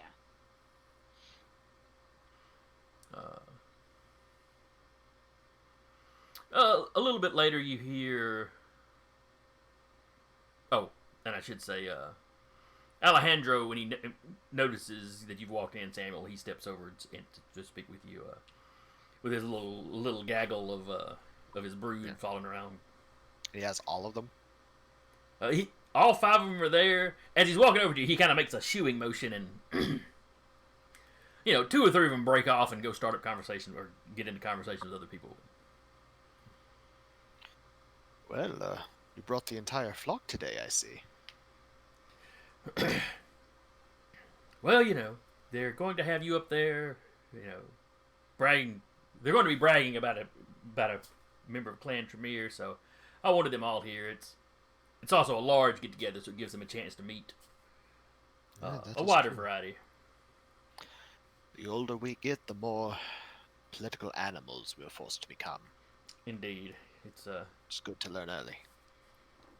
More than likely, it will be a secondary skill for most of them, but it's one we should all cultivate.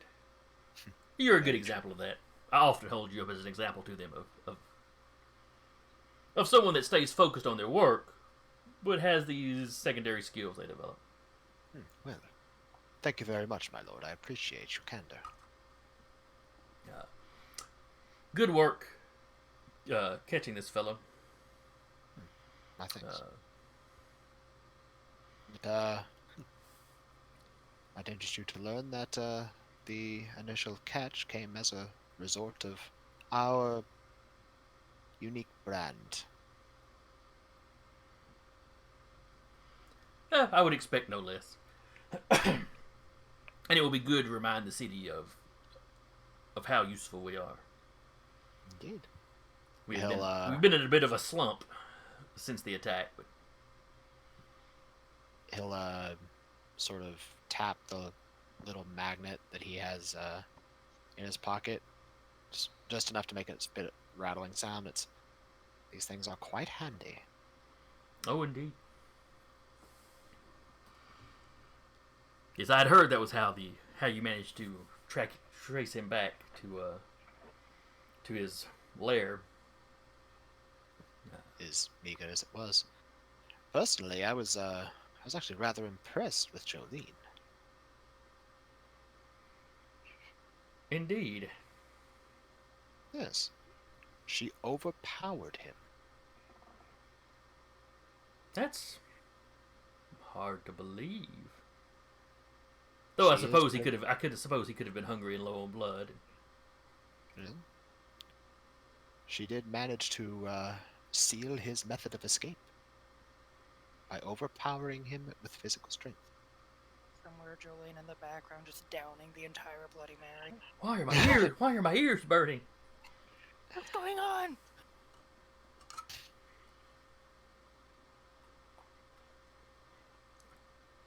Well, good then. Perhaps I had worried that it might have been a mistake for you to bring her into your coterie, but perhaps it wasn't. No, it was not. Every member of my coterie is someone that I believe shows promise to excel in their fields. A team of specialists, as you are. Oh, I see. Precisely. I can certainly see where a thin blood's ability to walk in the day or walk in the sun could prove useful. That it is. Though there are some superstitious types that, and he kind of cuts his eyes over toward. He doesn't look over at the sheriff, but he kind of cuts his eyes over the sheriff. There are a few superstitious types that, allow. I suppose you'd say allow fear to outweigh the benefits of such people. It's a shame. Yes. From, well, unless I am to be giving an account of what happened before the Elysium, before the court. I don't believe that's the prince's plan, but well then, because he had the sheriff's deputies there as witnesses to give him the blow by blow. of course. Well, as my primogen, might be interested to know that her ability to blend in was so well that he mistook her for human. And spilled a few secrets that might have been falsified records, but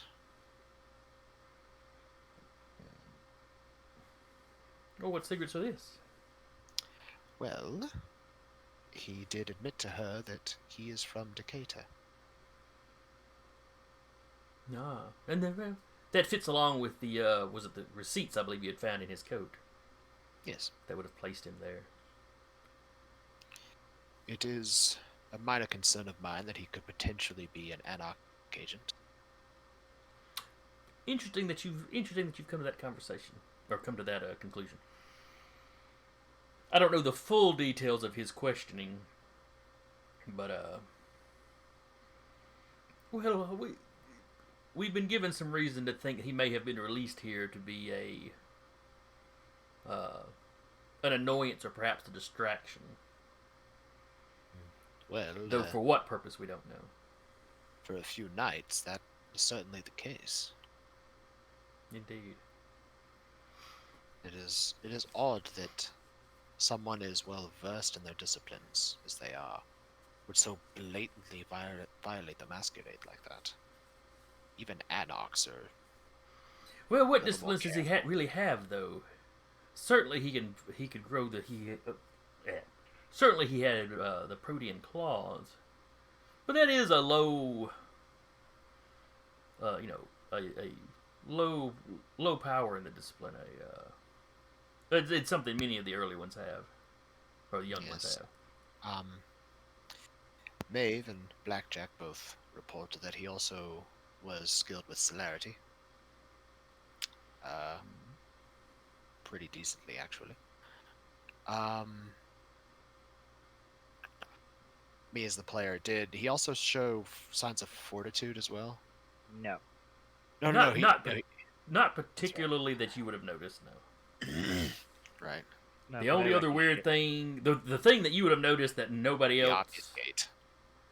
would be the well, everybody saw the Asian man walk out of the target and get in that guy's car. You're the one that saw the face morph back in the rearview Yeah. mirror. And that's a pretty high level obfuscate power. The Mask of 1,000 Faces. I think that's like a rank 4, if I remember correctly. Something like that. Me now double checking. Sorry. 265. Well, it's not terribly important. I know it's one of the higher level ones. Imposters guys. The Mask of 1,000 Faces. Yeah, that's a rank 3 power. Okay. Yeah. He'll go. Samuel will report is the one that interested me is his skill with obfuscation. Obfuscation? Yes, he was rather skilled. Enough to be able to change his form at will.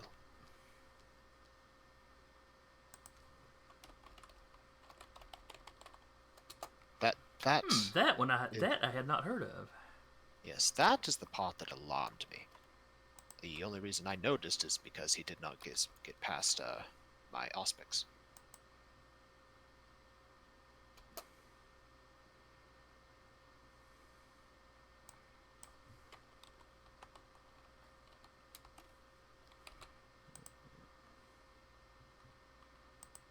Sorry, I'm looking up something.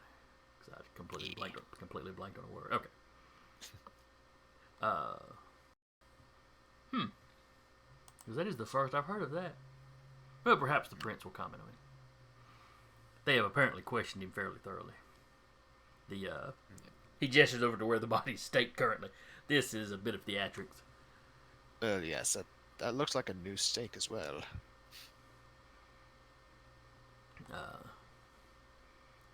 I would assume it is likely the lady's ideal.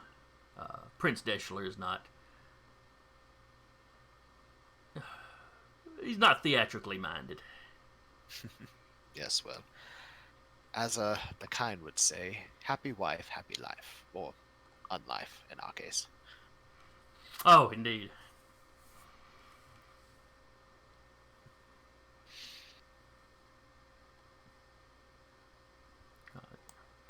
All right. About this time, not Stewart.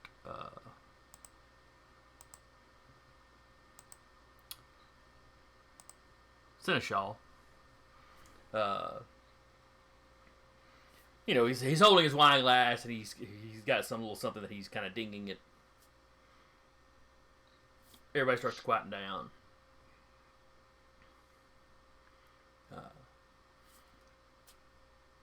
Assembled kindred of the city, please allow me. Let's see.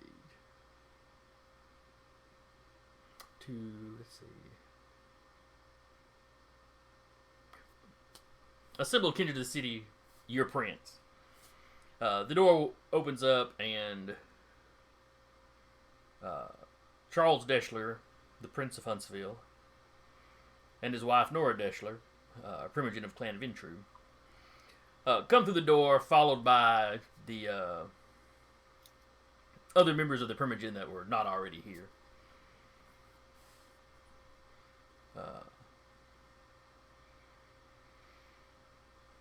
They walk over. There were some seats set up against one wall. A little ways in front of it was where the table with the perpetrator. So the prince and his lady take their seats. The Primogen are kind of standing on either side of them. Alejandro. Quick question. Yes. Is the bloodstone that he planted on the guy still pinging off his body, his tortured body? Yes. Okay.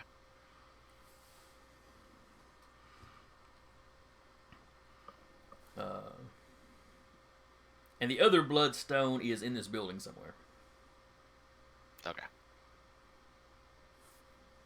But where exactly now? This is just you taking key mine again.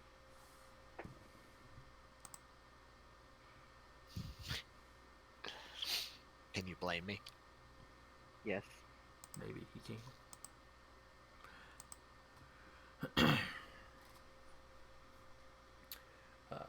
So everyone takes their seats.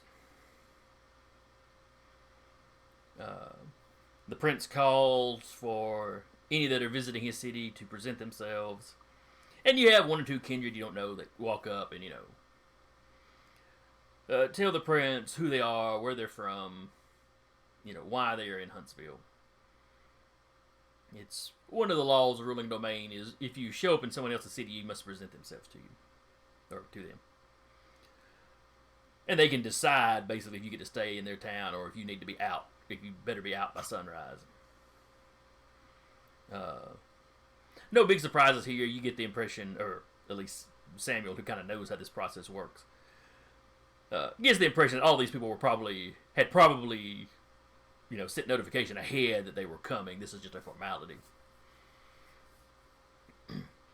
In many cases, it's just people traveling from one place to another, or that are here on some specific piece of business. There is one member of Clan Ventru that is here.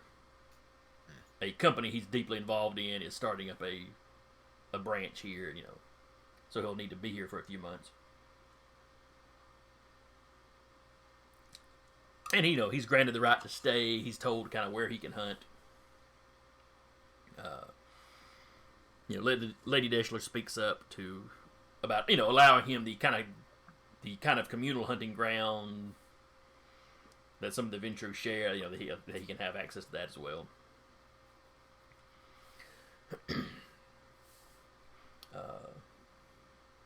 There's a little bit of business in the city. He gives a report on the struggles of the remaining Primogen in Decatur. The Anarchs are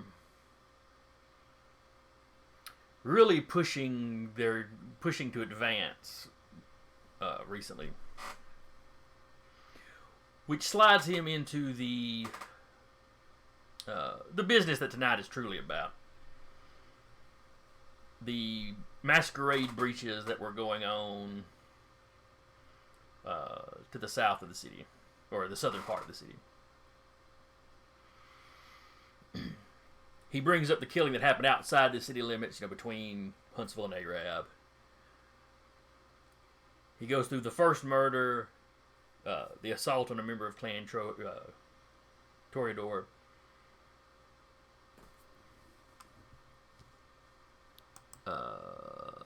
Howard, the assault on Howard Trudeau, who is recovered and here tonight. And, there's a few slight applause as Howard kind of raises his hand or whatever.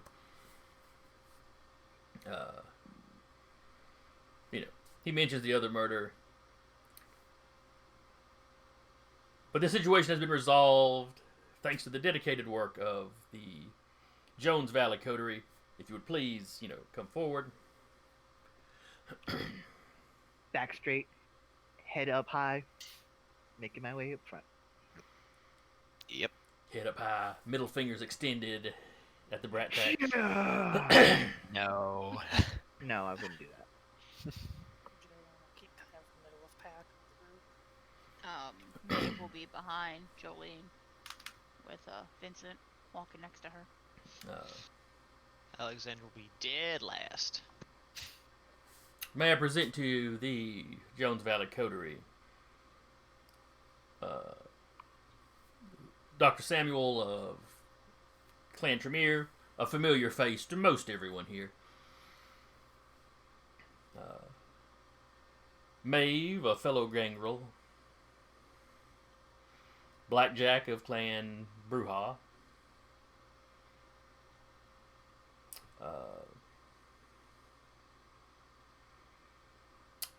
Jolene. And Alexander of Clan Nosferatu. A very recent addition to our city, but who proved himself useful to our defense on his very first night.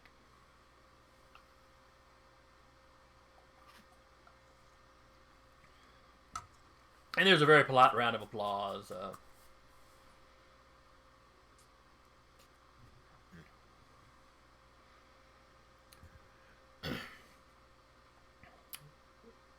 Charles goes on that about your capture of him on Wednesday, and the calling, the tracking him down, the calling in of the sheriffs, the deputies rather, that you went in with the deputies and the Scourge to apprehend him, and that it was actually Blackjack and Maeve that led the assault essentially.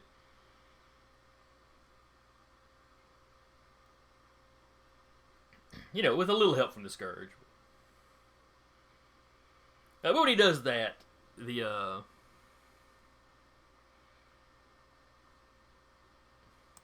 was the Scourge's name? Travis. Travis actually speaks up and kind of demurs.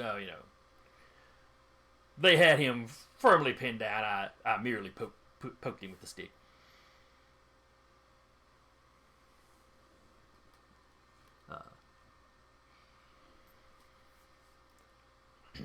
He even mentions Jolene cutting off his escape route. There is less applause there.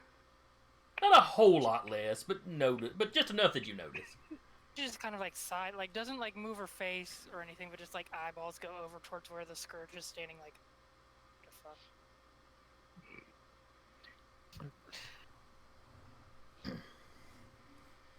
the fuck? And the prince is like, oh, yes. Clearly everyone in the coterie proved useful.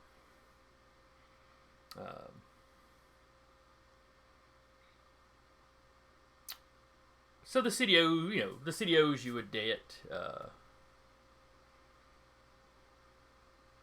Please, if there's ever some, moderate favor you would need, do not hesitate to ask. Thank you kindly, my prince. Sir Deshla, if I may. Of course, Blackjack. You get onto the... Oh, excuse me, that was too much emotion. There's not a whole lot of emotion when Charles speaks. Sure. I mean, you can't help that. Yeah. Yes, Blackjack. What would you like? I just like to say a few words on behalf of my coterie. You have the floor. Samuel just stands there, arms crossed. He's like, well, I don't know this guy. this is going to be interesting. He actually My stood up. fellow kindred. I've been doing this. I've been a kindred for a long time, born and raised here. And I just want to say, if there's one thing I appreciate about being in this area, it's that any one of us can step up and prove ourselves. Any one of us, whatever clan you're part of, whatever, if you're even part of a clan, wherever you may have come from, any of you can be in this position that we are in today. And it is an honor to be here with the prince, with my coterie in this company today. And I thank you all for having us here. Jolene is physically trying to melt into the floor. Mentally trying to melt into the floor. Physically, she's just standing there like... I'm actually trying to use my inspiration, my leadership inspiration. Give me a roll to see how well this goes over. Yes. What am I using? Charisma? Let's see. I'm not trying to manipulate anybody. Oh boy. Jolene, like, Let's already go being on charisma thin ice, and charisma and leadership, I suppose. Let's see. Would it be leadership? Let me see. I have 4 dots in it, and it's my thing too. That's what he's good at. Yeah, I'm just checking to make sure there's not a skill that would fall more into that. But no, you're trying to give an inspiring speech, so yeah, leadership. Leadership, and it's because it's a specialty. What do I add anything to that? What is your specialty? Oh, your specialty is inspiration. That is 1 extra dice. Cool. Charisma. 1.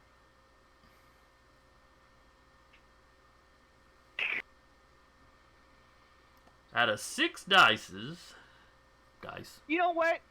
Do you want to willpower that? Burn a willpower. Well, let's see. It's 6 dice and 2 hunger dice. Mhm. So really, that was 8 dice. 4 successes. Okay. So you get a fair amount of applause. Not many of the Toreador are applauding. The ones that do, it's just a very quick little golf clap, and then they're done. Thank you, my prince. Step. And Charles tells you, well spoken. We are result oriented here in Huntsville. Anyone that proves themselves useful is welcome. And he even gives Jolene a nod. She'll kind of give a little bit deeper nod of respect and just kind of go back to standing there trying not to melt to the floor. Now, Man, my real life anxiety for public speaking is flaring up now. everyone is staring at you. That secondhand embarrassment, man. All these Yeah. imaginary people are staring at you. I already did it, so it's fine.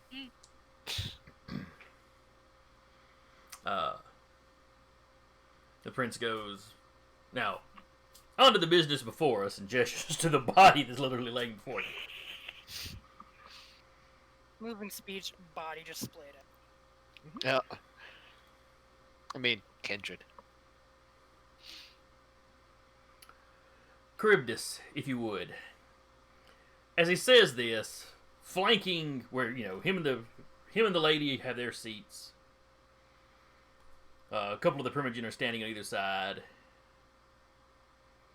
Kind of flanking all of them, suddenly coming into view where you had not seen them before, are two kindred with almost stony looking skin. Each of them with a large set of wings. Samuel, you have seen these two before. The rest of you, if you've been in town very long, you've probably heard of them. What was their names? Blackjack might have seen them. I've been here my whole life, so probably. Yeah. It's Scylla and Charybdis, or what they're known as. Scylla. Okay. Charybdis and what? Scylla, I believe it is. Scilla. Yeah, the names are from Greek mythology. Yeah. The whole rock and a hard place. Yeah. But it is two members of the Gargoyle bloodline. A bloodline artificially created by the Tremere centuries ago. Samuel would know that. Used as guards and slaves, and they got ungrateful and revolted. Is the Tremere take on it, at least. They have been working for Charles pretty much since he took the princedom, since he declared praxis. Much like Nosferatu, they have they're both hideous and have the obfuscation discipline. So both of them fade into view, and the male of the duo, Charybdis, steps forward and pulls the stake out of the young man's body.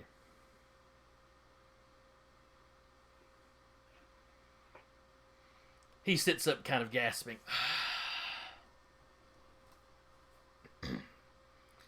The prince... It gives him a moment to compose himself.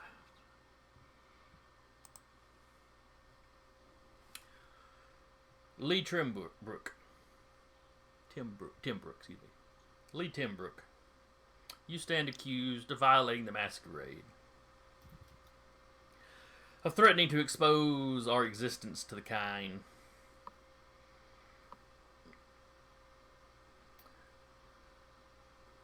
Of being within the confines of my domain without presenting yourself, and with poaching in a domain that was not your own.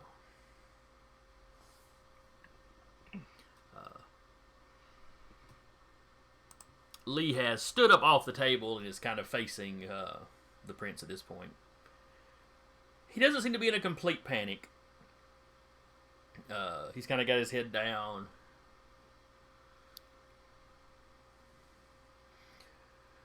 Given the circumstances of your embrace and your sire's complete failure to teach you anything before releasing him so close to our borders,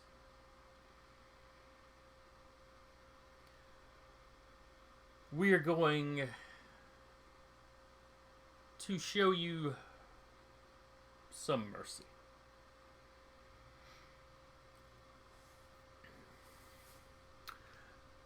There is a caitiff population in the city.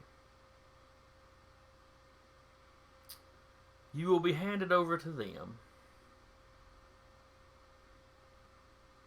to be taught the traditions. Since you do not know your sire or your clan,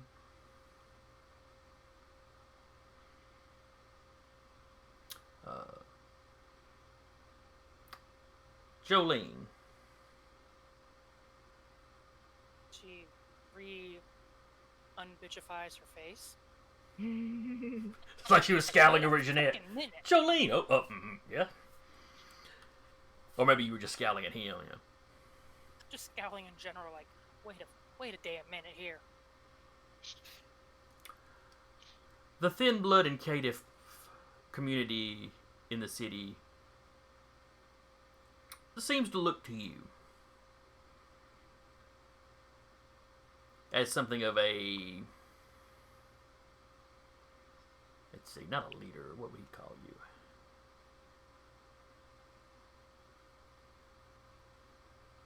Lucky bastard. If anyone ever looks at Blackjack, he's just like has his hands flexed and just like, Hopefully not in that stance. not this stance, but just like has him balled up. They look to you as a source of information, of wisdom, perhaps. Go exactly that far, Prince, but we do tend to keep together, keep in communication. I would appreciate it if you would get into contact with someone that would be willing to take this young man on, teach him our ways. I would consider it a favor, a minor favor, but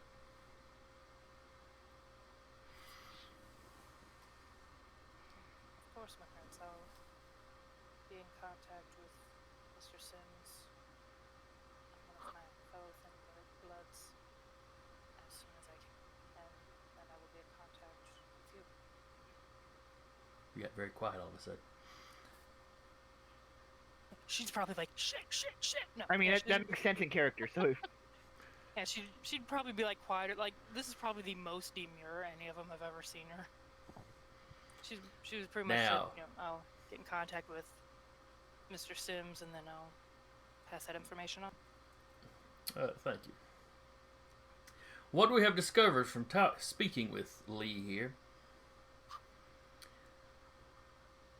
his sire would appear to have been one of the anarchs from Decatur. Lee's embrace did not go as it should. And so they dumped him out to the south of Huntsville. Undoubtedly with the intentions of distracting us while they pushed ahead in Decatur.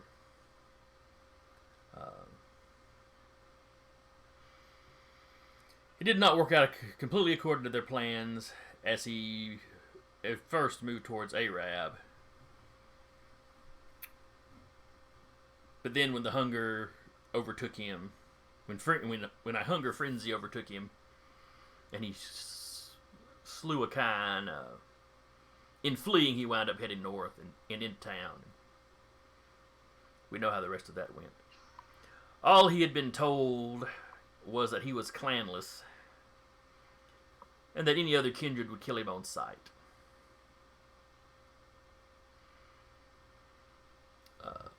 Which is why he avoided us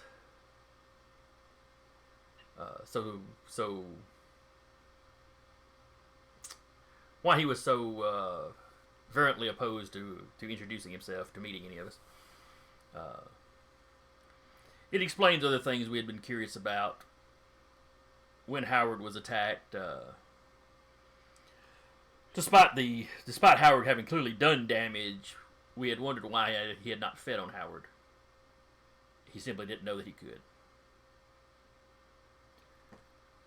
His hunting style, such as it was, he would feed,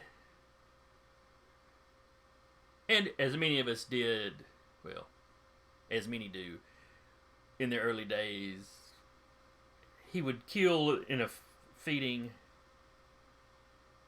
feel great remorse for it, and then not feed until he was on the verge of frenzy again.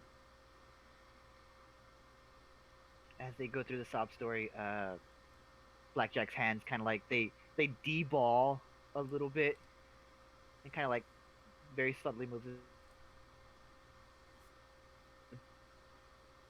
You can play. You did your hands out like that, and then it froze. So So he's been like this the whole time, and then as they give the sob story, Blackjack's hands kind of like relax, and kind of like very subtly looks over towards Jolene. She is looking dead ahead. She's not looking at anyone right now.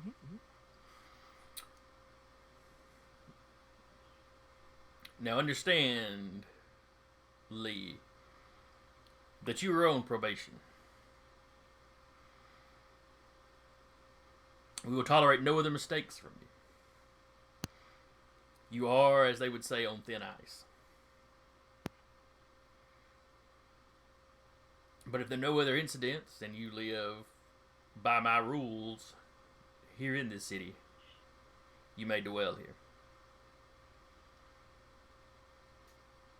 The caitiff will undoubtedly show you where it is they hunt. And he sort of bows and says, thank you, my prince. Clearly he's been coached a little bit on what he needs to say and do.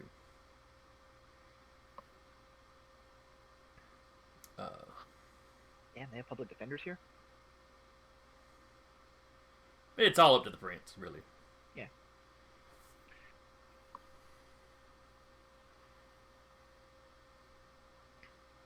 Scylla, if you would. And Scylla comes forward and leads the young man out of the room. Apparently his time staked on the table was all the public embarrassment he had to have. As he would most likely have been conscious the whole time.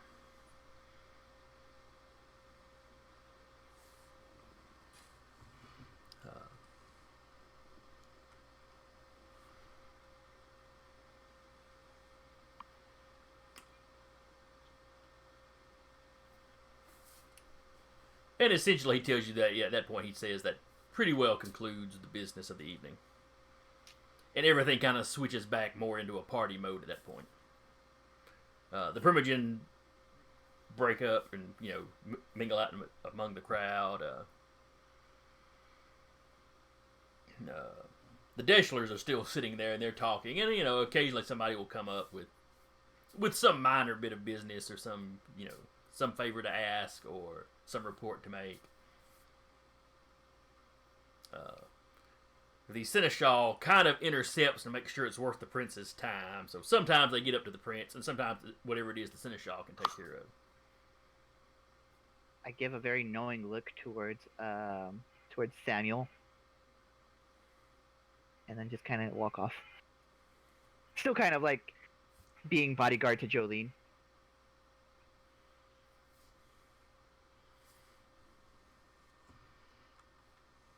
See, I'm smart. I can talk. Mm-hmm.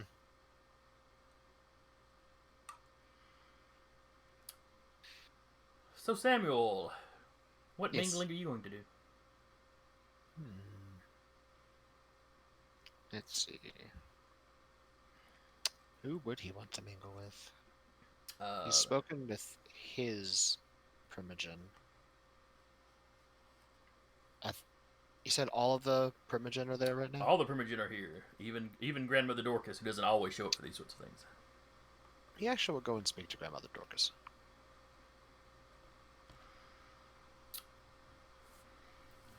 She is almost skeletally thin. The clothing she wears are at least 2 sizes bigger than she should than she needs. You've heard it said that she basically wears the same size as she did when she lived, but yeah. She's very pale. I mean, even for a kindred.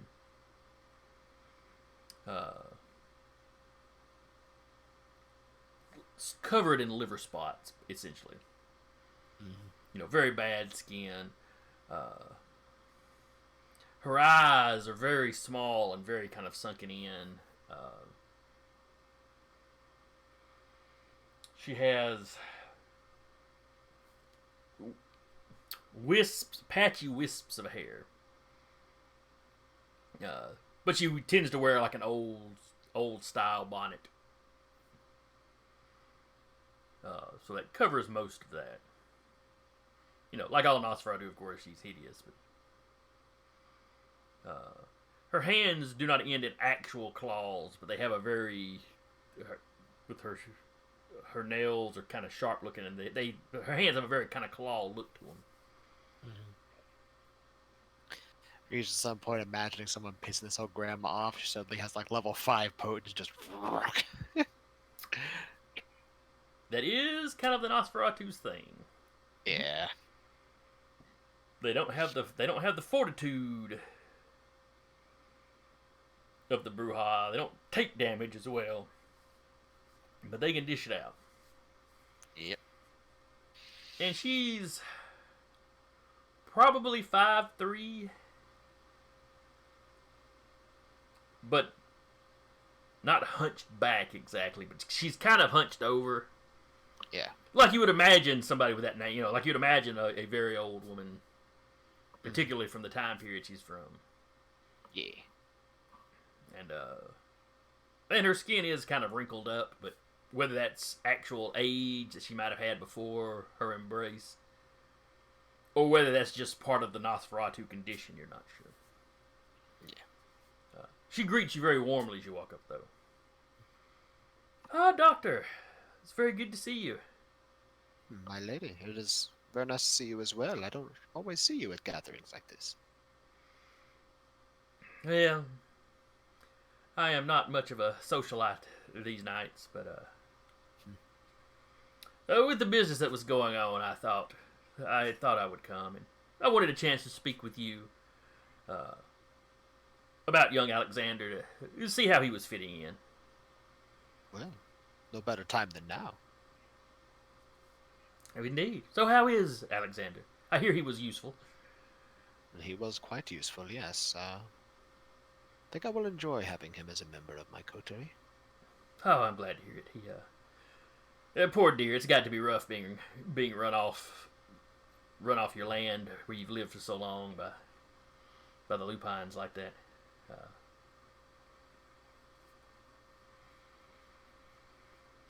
I would be concerned for him trying to fit into the big city life, you know, on his own, having so little experience with it. But I have no doubt that you'll steer him right. Well, that is my intent. He has a good head on his shoulders and is learning quickly. Oh, good. He had to live on his own for quite some time, so I thought he'd be of the temperament to fit in with you. Not that being a doctor and a veterinarian are exactly the same thing, but... Well, nevertheless, he certainly has a specialty that we lacked before now. So, my thanks, my lady, for introducing him. Oh, you take care of him, and we will consider it even. That is the plan. I do my best to take care of my coterie. Oh, you seem to be doing pretty well so far. I never thought that poor thin-blood girl would have lasted this long. Yes, well, that one is it's a little bit of a challenge some days, but she's doing well for herself. I honestly didn't expect to see the day I'd see her overpower a full-blooded kindred. Well, he was very young. True. Still was surprising.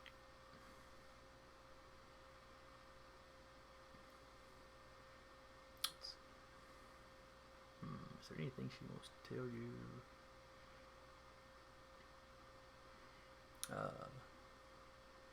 As you're speaking to her, Theodore comes up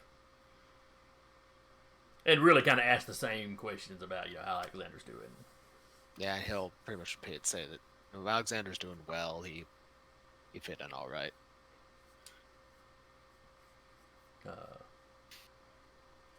And he just speaks to you for a few minutes, and then turns to Grandmother Dorcas and, you know, mentions that he had some business he needed to be, you know, attend to, and basically waits for her permission to go ahead and split. Seems to be relieved to be out of there. you get the impression that while he composes himself well while he's here, that this is not his preferred environment. Yeah.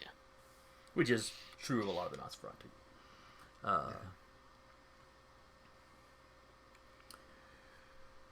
Let's see. What does the Brat Pack get up to, and who do they talk to? Gonna say, actually, Oh, how did they react to my speech? Oh dear. there was some chuckling from them when you first got up to start. Mm-hmm. You're pretty sure you heard me. I go, "Oh, this is gonna be good." None of them looked My happy own when you coterie, were so it's done. fine. Though. None of them looked happy when you were done. Though. Good. The Ventru that runs the coterie and the Malkavian both did the polite clap. Mm-hmm. The rest of them just kind of stood there and stared. Okay. Or sipped at their drinks. That's all. All of them looked like all they'd bitten I into really it. cared All of them looked like they'd bitten into a lemon. Though. Good.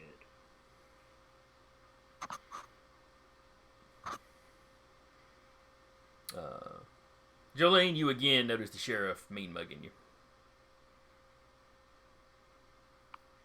It seems like one of the deputies is trying to keep him calm.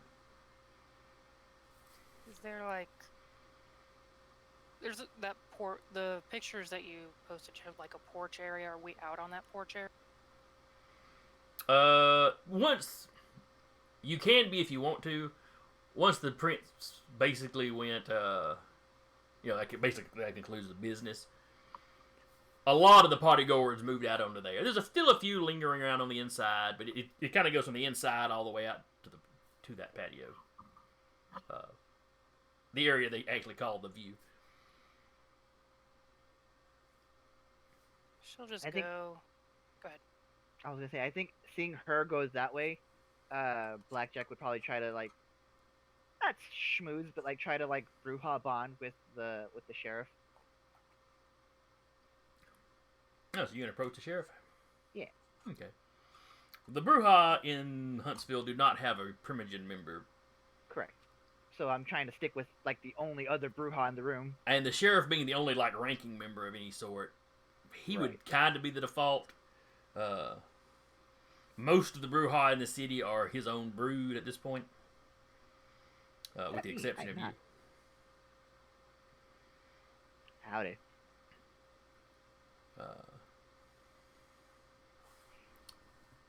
Let me check. It's interesting because I'm pretty sure he hates my guts. Cheryl, that's right. He was Abram.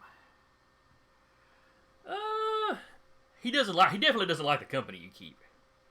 He hasn't had a Oh, whole didn't lot like to the do with speech you, I probably did. because of that.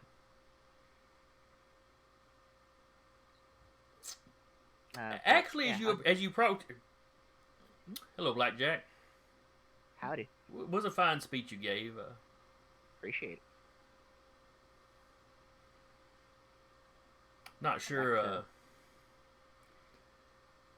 I realized to some degree you were probably speaking up the. Let's see, what's some of the things they call thin blood? I mean, I can find it in the book. They have a lot of fun names for them. They have a lot of fun names for most of the clans.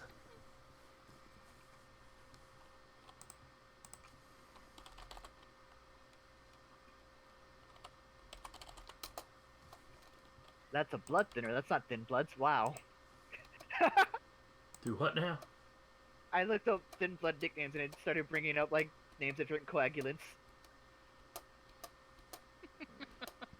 Like that's not what I'm looking for. Thanks though. Dustborn, Mercurians, Thin Bloods, Young Ones, Runoff, Weaklings, Chameleons, Abortion. I think Duskborn is actually the Anarch's names for them. Yeah, maybe. 'Cause that sounds too cool for that to be a Camarilla thing. Mm-hmm.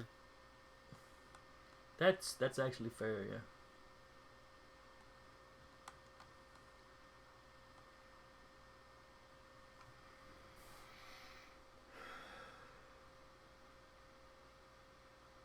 Anyway, he goes, I realize you were trying to talk up your mercurial friend, but in some ways I could see that applying to our clan as well. So Got many of one us turning traitor and abandoning the Camarilla. Sometimes you gotta wonder. Maybe we have more in common than you think. No, we don't. If you say so. Different philosophies, I suppose.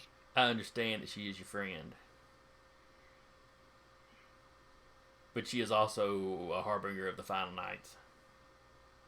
It's no fault of hers, I suppose.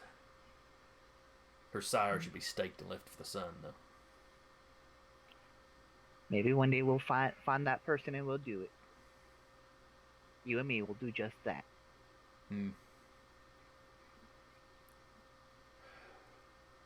One day we may have to thin our ranks of the thin blood.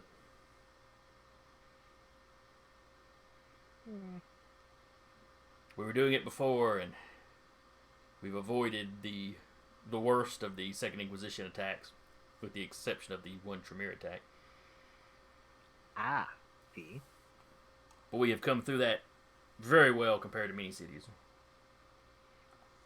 Except for the very useful, as you can see by Coterie, Tremere population. We've also avoided the worst of the Gehenna War. For now. Yes, for now. Probably doesn't have anything to do with thin bloods, and some people just need a scapegoat. Let us hope you're right. That is something we will have to agree to disagree on. But I hope you're right. Yeah. Understand, though, if I ever have to make a move against your friend,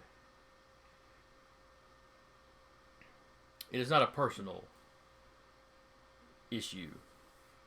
It is merely what I feel needs to be done. Sir, you make the move you think you need to make, and I will make the move I think I need to make. Well, we have an understanding then. And he Thank kind you, of sir. tips a glass to you. No walk off.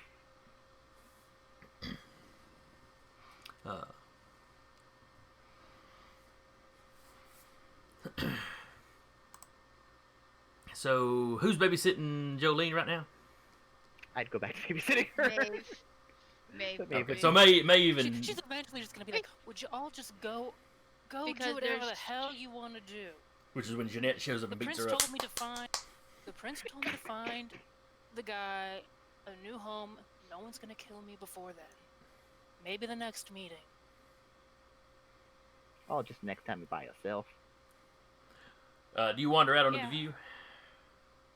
She's gonna find like a spot to keep her back against a wall.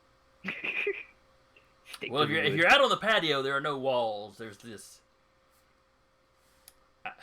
you can't really call it a fence, but the guardrail, essentially, Yeah, she can stand next to the guardrail. so around the push her edge of the ass over balcony. that. It's metal pillars with like panels of glass between it, so it doesn't break up the view. And it's, waist high or so. Maybe a little higher than waist high. Beautiful view of the city. You look out over the treetops. You can see the lights. It's a clear night. You can see. You can easily make out the Saturn V at the Space and Rocket Center. She'll just find somewhere away from the groups and just be like, look, no one's gonna kill me before I take care of what the prince asked me to. It'll be fine.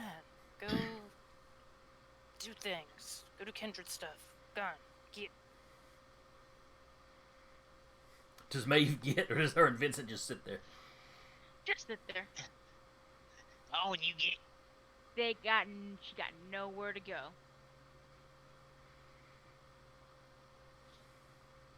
She's not gonna walk up to the prince and be like, "What's up, bud?" She's not gonna do Go that. take Vincent for a walk in the woods. I don't know.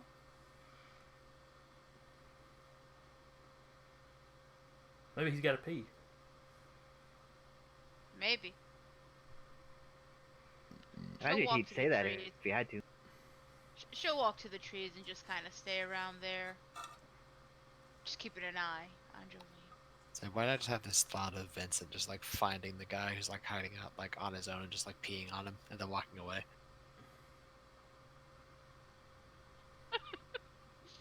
As Maeve goes to leave, Blackjack walks in, takes her spot. They're on a rotation.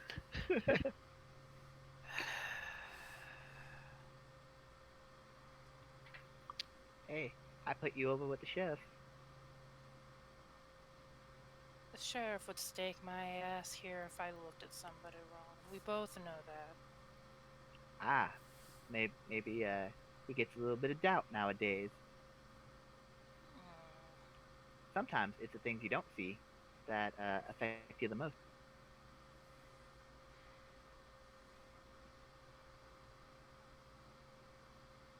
As y'all are sitting around talking, Warmly. well, you're talking to her, so you don't see it. Maeve might be paying more attention. You see Charybdis and Lee Timbrook approaching. Timbrook now has on a fresh shirt, so there's no like hole in the shirt.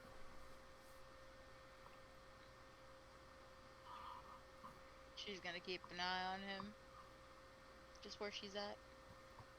Between him and Jolene. What was Jolene's last name? Hatcher. Hatcher. As they approach, Charybdis speaks. He has a very deep, gravelly voice.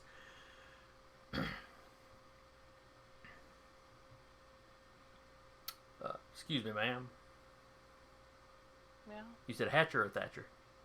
Hatcher with Hatcher. an H. Okay. I'll learn y'all's last names eventually. He's all good. Excuse me, Miss Hatcher. I believe I'm supposed to put this young buck in your under your care.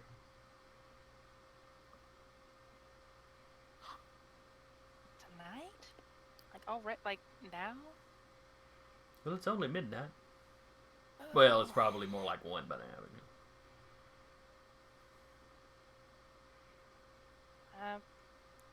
As the prince wills. Just kind of gives him a once-over. Charybdis gives you a nod, turns to walk away, and he looks at the kid hard. Remember, you're on probation. Any screw up, and we'll have you staked and out in the sun. Count yourself lucky you weren't reborn a thin blood, because they would have just done that to start. Blackjack's just leaning his fist in his face like this, just kind of watching. Lee's just standing there kind of awkwardly. You're the lady from the Target, aren't you? Yeah. Well, so I was right. You were watching me awfully close there. Your senses are pretty dull for a kindred, then. Some of us still got heartbeats. Some of us still act like humans at night. So you gotta be aware of that stuff. I'll keep that in mind. What's the thin blood thing mean? Goddamn. It came up several times. He's kind of got his You hands were in his thin pocket blood? and his slouched. Pretty much the dirt on your shoe, the shit you step in, that's at least a step higher than they think some of the thin bloods are. Oh, that sounds kind of The sucky. gentleman I'm gonna be sending you to is a thin blood, and you Okay. best show him respect, or so help me, I will stake you, drag your body out into the sunshine, and watch it burn myself. Would you burn then? No.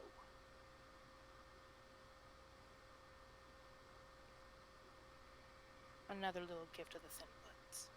Well, that don't sound like a bad thing. You'd think, but the whole thin blood thing kind of overrides any other gifts of that. Huh. So,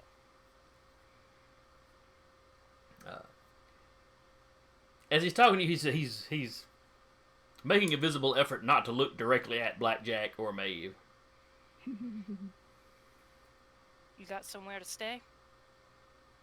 No, I was just, I just found a house for sale that I was hiding in, or I spent one day just in the trunk of a car. God damn. Okay. Some of the car Well- might be useful. I ain't gonna ruin. God, I forgot his name already. Was it Eddie or Sammy? It was your contact, wasn't it? Eddie. I ain't gonna ruin Eddie's night by dumping you on him in the wee hours. So, we're gonna find you. We're gonna stick you in a basement for the day. How about that? Tomorrow evening, we'll go visit Eddie. Get you squared away with someone that's gonna teach you how to not be a fuck up. Okay. Got another I got another shoulder charge in me just in case. That won't be necessary. Good. You Look, ate I was told recently? y'all people were gonna kill me on sight because I don't belong to a clan or something. I mean, They just I had ain't me killed running her. scared. Yeah, well, if the prince hadn't asked for someone to be, if the prince hadn't wanted you brought back, I can assure you Blackjack and Maeve would have had quite a bit of fun probably killing you for some of the stunts you pulled on our chair. Hey, I didn't know it belonged. I didn't know the area belonged to anybody. You know. And that's what you're gonna learn. We're usually not this forgiving. I'm a little surprised, if I'm honest, but I guess your side story worked. Good job. Like I said, you're gonna thin blood. That's true. Can I have Samuel walk over during this? Oh yeah, absolutely. Maybe with Alexander because he's been quiet. Sure. Oh yes, what has Alexander will been doing? As I forgot he was even back there. He's really not. He's doing lost things. He's fourth wall. Well, you know, it wasn't as hard last week because I could see him. This time I notice him when he moves. Yeah, when he came up to the Oh, camera. there we go. We're gonna get him Permanent- like one of those vests that has reflective stuff on. So while this was going on, before Samuel He's just walks fourth up, wall in the cloak of what shadows. has Alexander been Power. doing? Alexander's probably been antisocial, like maybe seeming like he's wanted to mingle, but still kind of just stayed away. If he's talked to anyone, he might have gone to any Nosferatu, sheriff or deputy, just to gain a contact or Okay. another ally. But for the most part, he's pretty much been antisocial like Okay. most Nosferatu. Grandmother Dorcas at some point has stepped over and asked you, child, how has it been? He would have pretty much told her, everything is going all right. They seem to either like you or not sure which one they are of me just yet, but they seem to accept me. And, yeah, even they was able to negotiate with Samuel a home or haven, as it were. Oh, good. Dr. Samuel seems to be speaking pretty highly of you, so I think you've made a good first impression. You'll see a little bit of a smile try to creep across his face, even though all you'll see is the wonderful overbite of teeth. But for the most part, he'll smile and kind of think about it, like, I haven't seen him for a little bit, so if we have no other business, I'll happily go chat with him for a bit. Of course. Do be sure to keep your ear to the ground and let me know if you hear anything of interest. Which is very typical Nosferatu kind of. Oh yeah, no, of course, the second I can get some type of information network set up, I'll make sure to be sending you daily, weekly reports. Very good then. And thus we now lead to the antics of Alexander and Samuel. A vet and a doctor, which one's going to do better? Yeah. Oh, man. It's harder I to just be a got here- vet. I got here just in time. Yeah, how much of that conversation did they hear? I'm going to assume he's probably still inside at that point. Because Grandmother Dorcas was inside. Yeah. It's whenever Samuel wants to say they walked out. She'll just be pointing, getting way in this guy's personal space, finger, almost point on his chest. enjoying it while she can, because he doesn't realize what thin blood means, so she can get by with it right now. She's a small, angry Southern woman. And She can he get by is with a apparently lot. from Decatur, so he's from the area. So, Yeah. They all know what small, angry Southern women are. And Sam, you've had a few people walk up and chit chat. Marcy, the keeper of Yeah. Elysium, has walked up and said hello. Mhm. Your buddy in the Ventru has probably come by and said something, or Yeah, nothing. right. Nothing. Just chit chat, sort of. Hey, congratulations on Yeah. getting a boon and all that. Marcy, as a harpy, she part of her kind of unofficial duties is to keep up with the boons and so forth. So, Yeah. Why are you in mommy's way? so as you start to wander out, Mhm. I think See, was Luke there? listen, now was Luke the Venture you knew? No, Tyler was the Ventru, the first childer of Lady Deschler. And then there's Luke Barnes, who's the youngest of the sheriff's deputies. Oh in, yes, that's right. Who No, you still have owes not seen Samuel him. a favor that he has not called on. You have not seen him yet. Okay. I mean, it's safe to assume some of the deputies are probably on duty, On duty. working security perimeter. I'll say, he's gonna also make a note that if he does see Luke, he's at least gonna go greet him and thank him for his assistance, etc. Okay. You might catch a sight of him by the end of the night.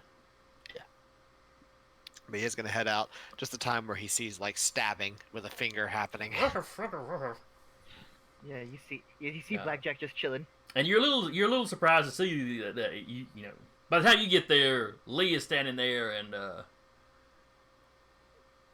Charybdis is almost back to the door of the building. He's gonna give Charybdis a nod as he passes. And Charybdis goes, "Doctor." Charybdis. And he'll continue on. There's a slight tension anytime you've dealt with the gargoyles. Yeah. But that's because they have a history with Clan Tremere.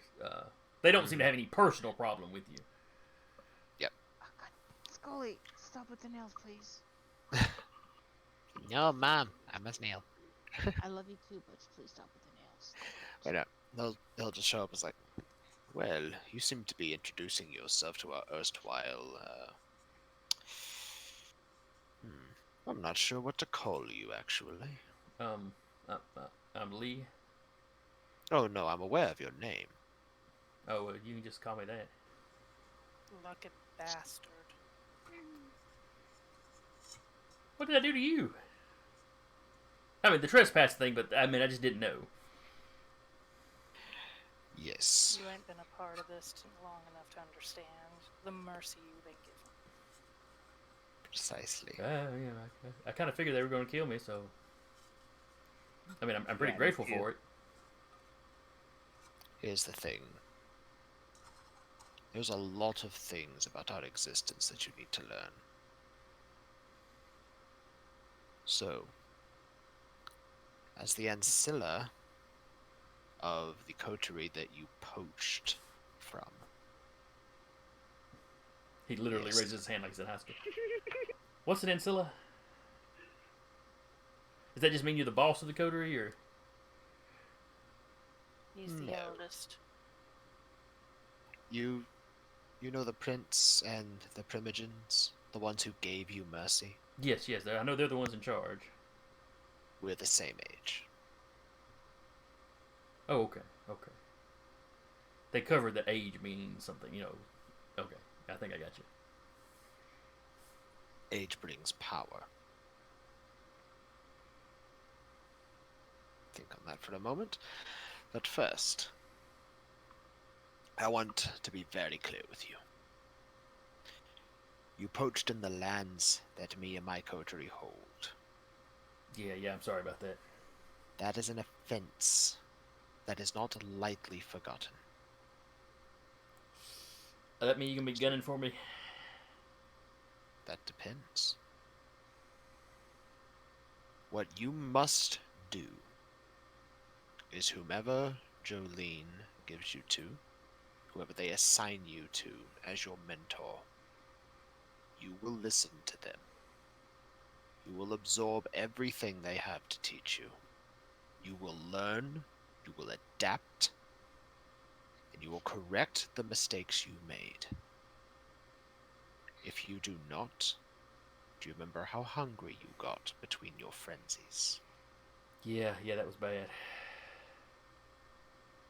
I can do that to you by force. At will. He actually takes like a half step back from you. So long as you do these things, so long as you maintain the masquerade, so long as you keep to the little domain that the prince gives you, I won't have to do that. No, hey man. Am I clear? Crystal. All I want to do is survive. That's all. That's been my motivation since the night I got bit. And he'll straighten back up as he stares down at the man. It's like, good. Learn to temper that survival instinct with common sense next time, and we won't have any problems. Yeah, I will.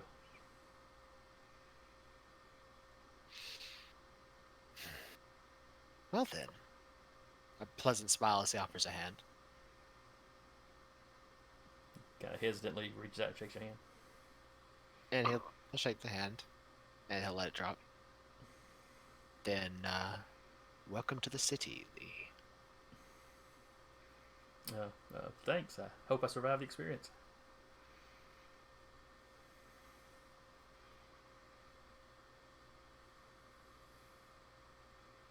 I'll tell you what. So long as you prove that you are learning, and that you adapt, and you grow in your knowledge, I will be willing to use some talents of mine to see if I can help you find your sire. Is that something I want? Perhaps. Mm-hmm. Is it something you wish? I mean, it might be knowledge that you're missing. They just dropped me off between towns. Serious about of them. There's a lot of things that I know how to do. Well, sure then. I mean, and he kind of looks at everybody. You know, I would much rather be friends with y'all than than have beef. I mean, I'm awful sorry about the poacher thing. I did not know those rules at all.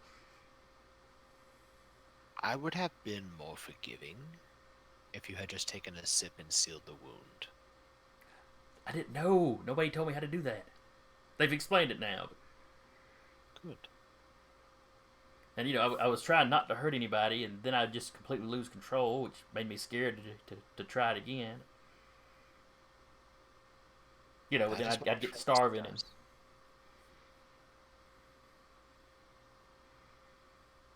you must learn to balance your hunger and your remorse. You get as old as I have, it becomes very easy. Yeah, I'll definitely have to practice that.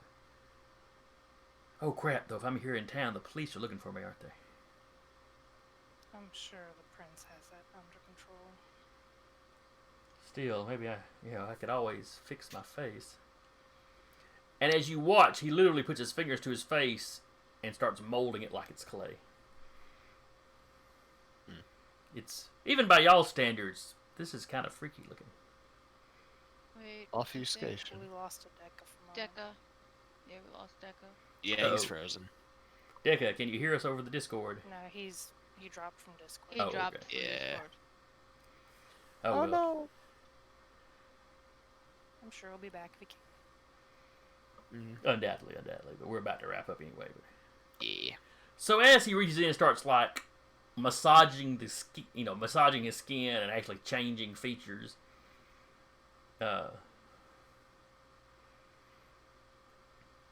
Samuel, you're older. You may have heard of such a thing. You actually hear gasps out of some of the rest of the crowd.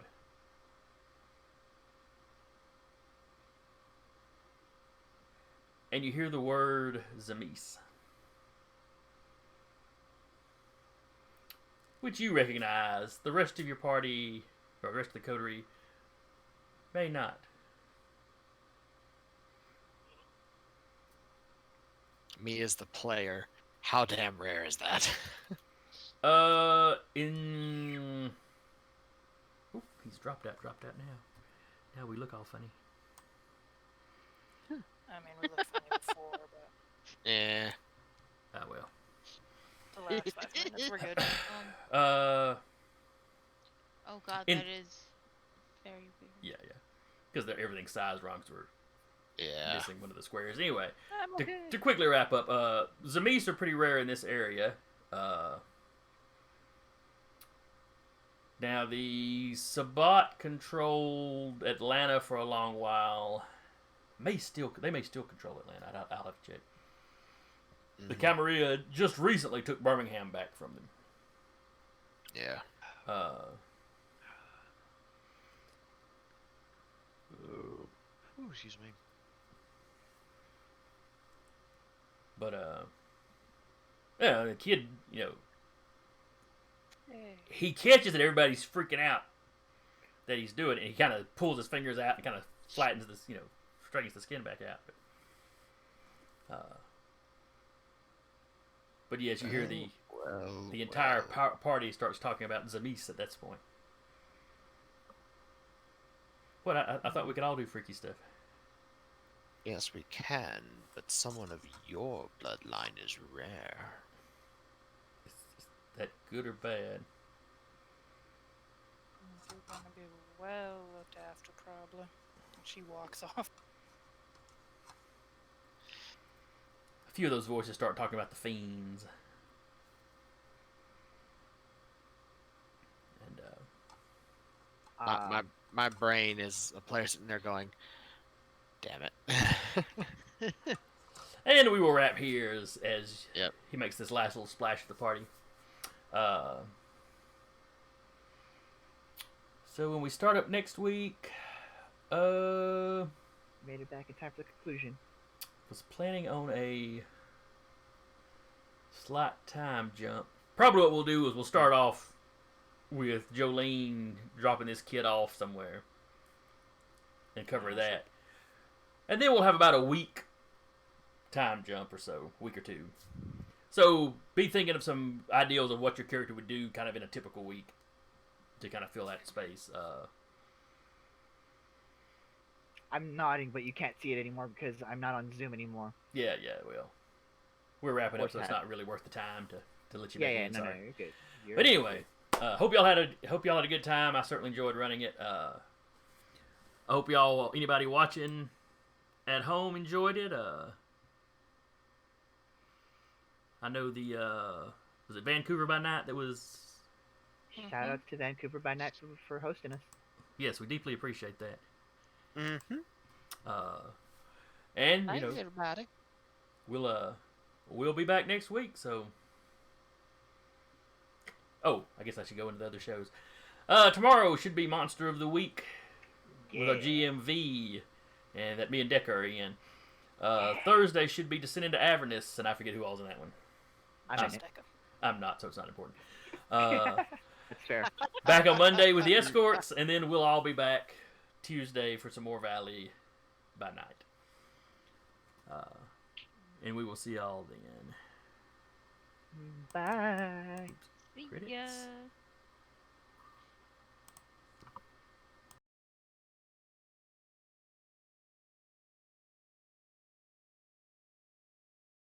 When you rouse, you can add 1 point to any stat.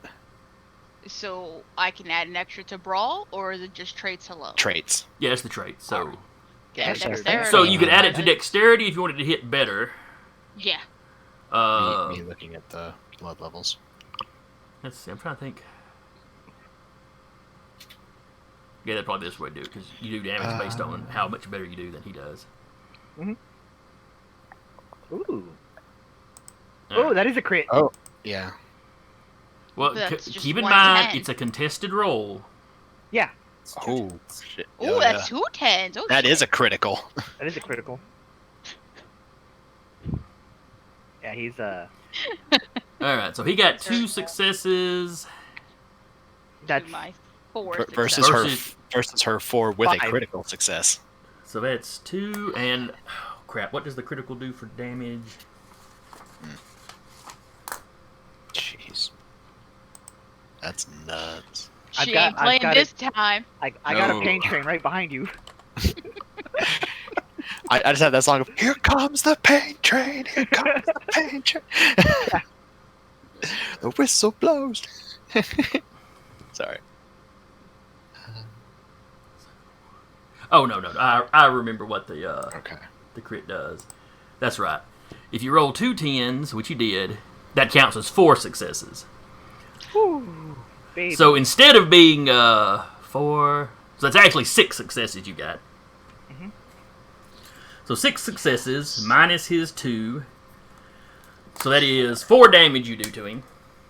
Now you're just punching him, so it is Kicking him in the chest. superficial damage. So Yeah. he only actually takes 2 from that.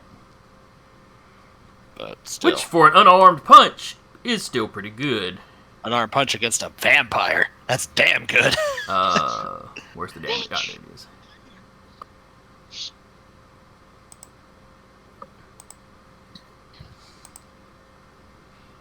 You hear the breath oof out of him. Now that doesn't distress a vampire like it distresses a mortal, but Mm-hmm. it's just a sign of how hard you've kicked him.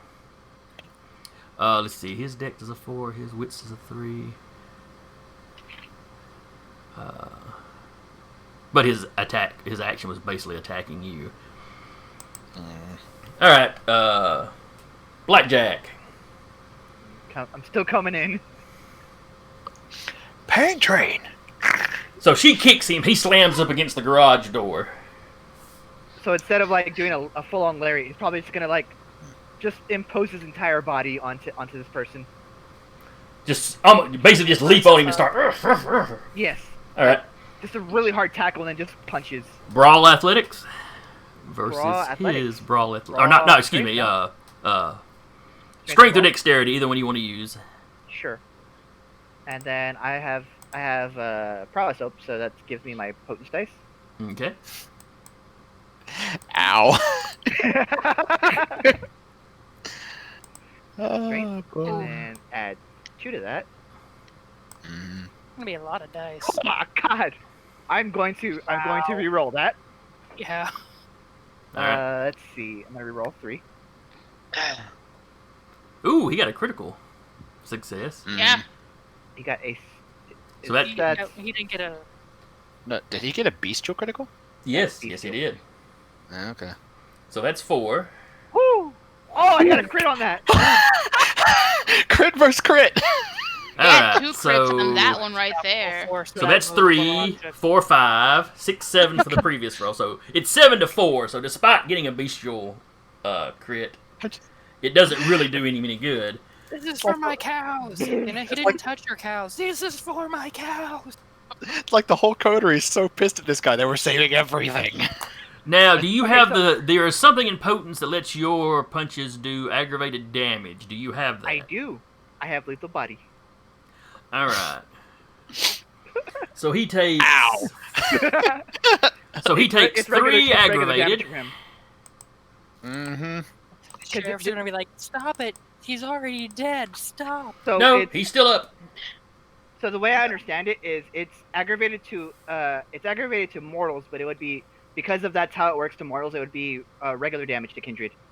Theoretically, I just wiped his whole the rest of his health bar, and he's taking aggravated now. If that's how I'm understanding it correctly. I might not be. You bypass his superficial damage track.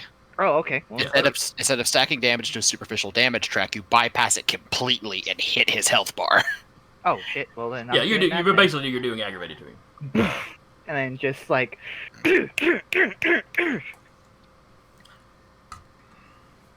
Well, Why does it seem like I'm getting shorter and shorter in this chat? Your camera's probably moving.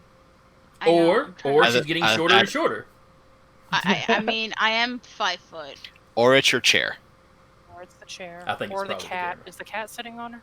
No, the No. cat is slowly sleeping right, like, in front of my screen. Yeah, I think No, I'm I'm watching. I think I'm watching the camera no, slowly. No, I literally see watching the your camera camera's go up. slowly tilting up. Okay. Well, remember, we're using, what, the double-sided putty? Yeah. Remember, the weight can factor. Give you. Okay, it's fine. Let's Alright. eat some shit. I'll do this later. So yeah, I'm ruining this guy's day. Baby, Yeah. she wanted you. I know And she he does. is just losing it. I mean, he is snarling and just for all the good it's doing him. Because you got I in also on him, have he can't the- get his claws on you good. Sir, I also sir, ha- you're I was gonna breaking the say- masquerade, sir. I also have the fortitude thing where like I can subtract fortitude rating from all superficial damage. Well, Just his in case he claws tries to hit would. me. Oh, yeah, actually, they come to think of it, gangrel claws or protean claws rather do They Do do. you decorate it? they do they do superficial pulls, yeah. in this version, but do more. Kindred don't half it like they half most superficial. Yeah. Which, that's still very useful power. but as he's flailing around, one of the claws he kind of comes back and hits the garage door. And Jolene, out where you're holding the garage door, you see 4 claws pierce through and run a couple inches up before they pull back out. Not even trying to hide the terrified, Trying So to. there's- undignified scream. I'm trying to pin this guy down as much as I 'Cause can. You, but you hear all I'm this a chunky commotion boy. going on. You hear something. Obviously a body hits the garage door. You hear all this Oh, there's a thumping dent and at there's this point. cursing, and then that claw pops through the door. Just for shits and giggles, she's gonna try and stab through the door, the garage door, With with the the stake. stake she got given. Why not? Give me a brawl, dexterity or That'd strength. be Melee. that'd It be would melee actually. Melee. Oh yeah, you're right. It Yeah. would be. I'm sorry, melee. Doesn't Well, I'm matter. not She doesn't using have points in either one. Okay. You're Okay, probably going fine. to need. He's not really going to be More rolling to dodge this one, but you can't see him. I don't think a one's going to do it. No. Though everybody on the other side sees the stake come through the door, but it's down like it's coming in kind of at his side, doesn't actually hit him. I'm impressed that you were able to get that through there, but you missed. Adrenaline's a hell of a drug. Though I'm not sure being dead that she would have adrenaline per se, but Yeah, my entire weight is on this person. All right, and then the other Bruja deputy runs up.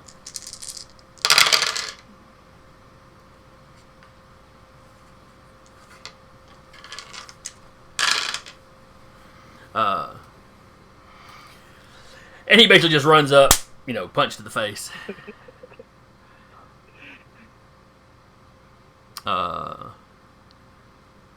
Let's see, that does 2 subdual to him.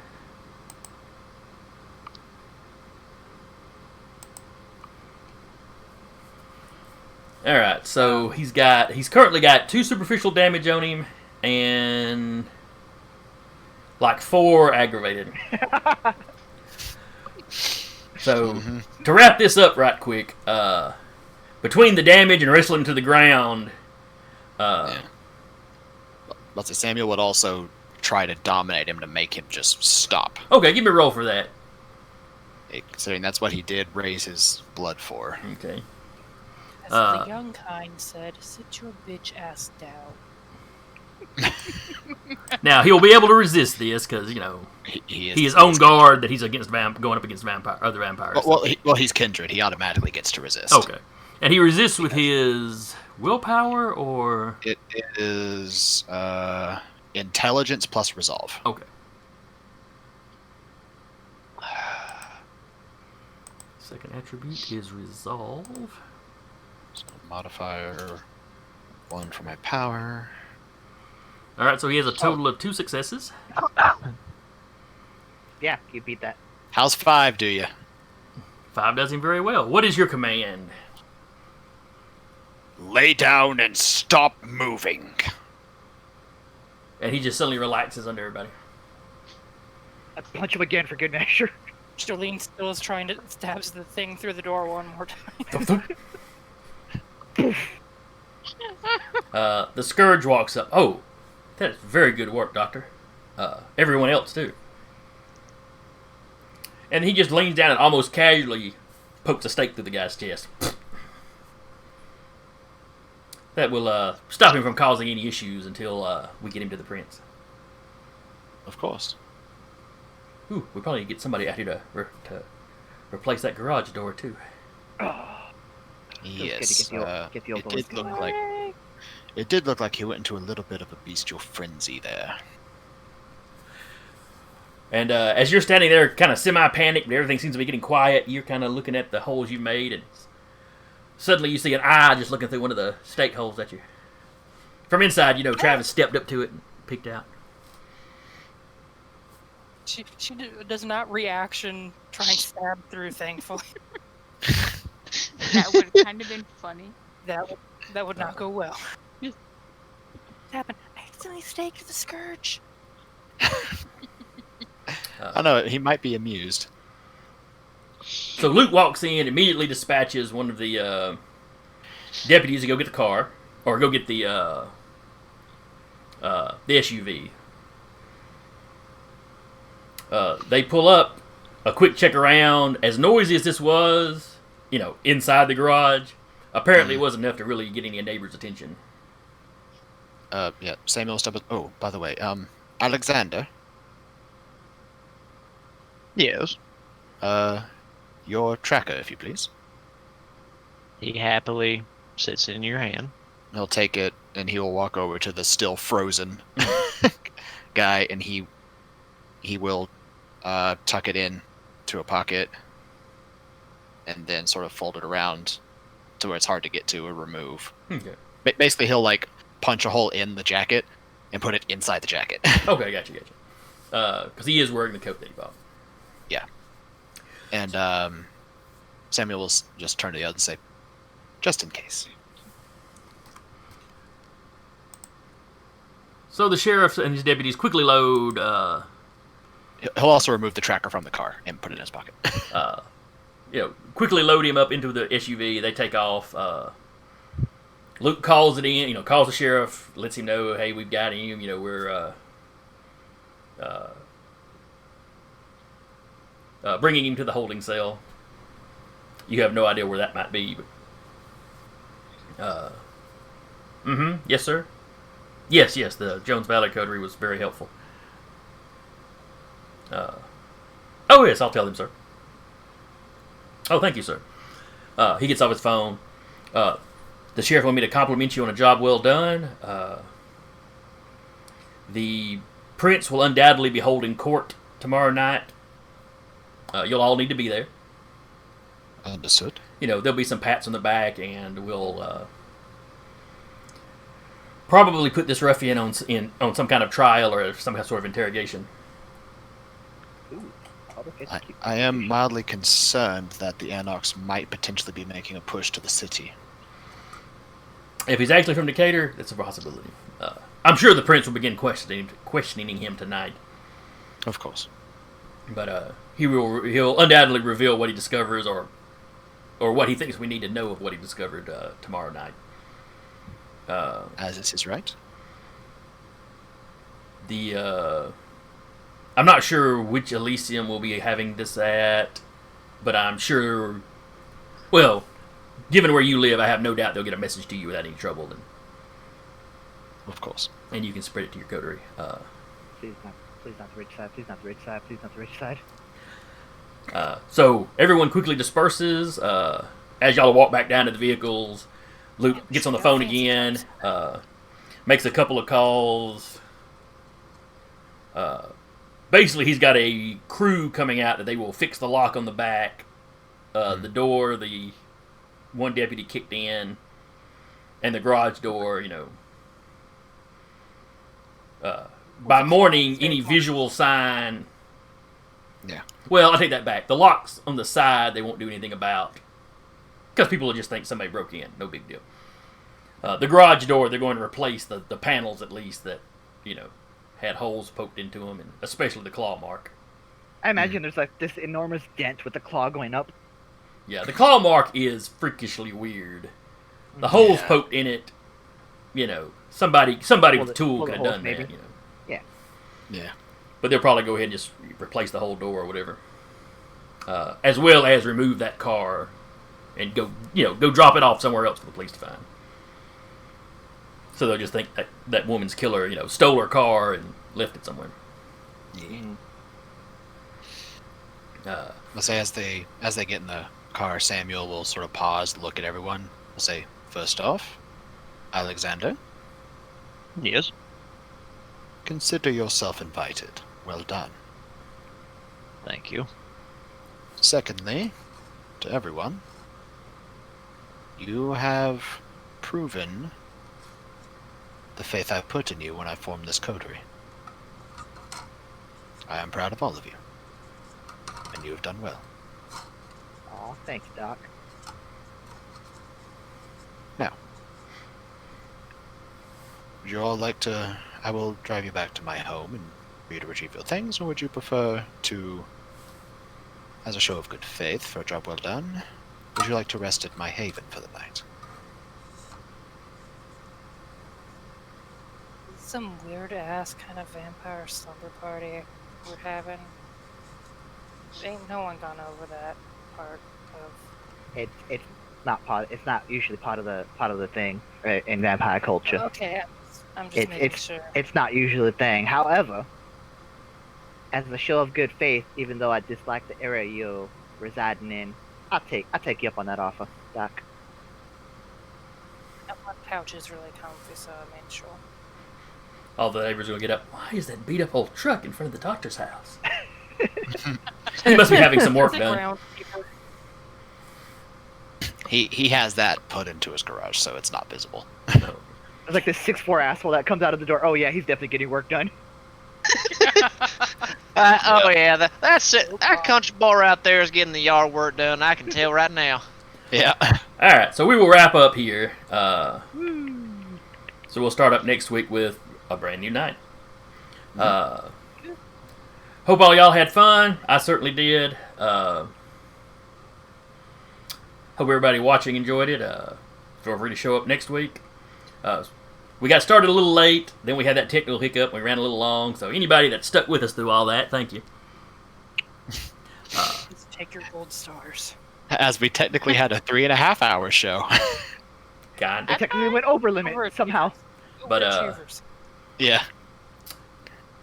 But anyway, join us tomorrow at 6. We'll be playing Monster of the Week.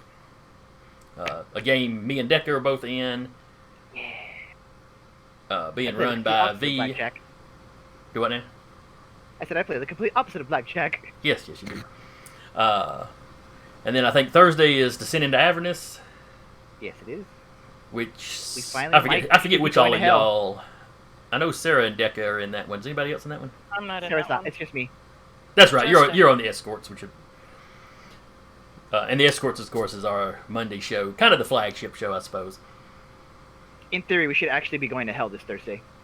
You still haven't got to hell somebody- yet? That's what does. Well, we didn't Did play somebody last give you session. directions? Oh, okay, that's right. Did someone say you can go to hell and then kindly give you directions? Well, we're going to Actualplay, so you know. So yes. So anyway, tomorrow Yeah. Descend into Avernus. Monday will be the escorts, also D&D, and then we will be back next Tuesday night, hopefully with no hiccups and on time. I mean, Looking all fancy. Again, to be fair, if you are needing directions to hell, I'm the bus driver. I'll happily get you there with no fee. Just hop into this basket. Let's see. Is there anything else we need to mention? Don't think so. No, I think we got. I think we got covered. I mean, Direbird's got a Patreon if you want to support what we do.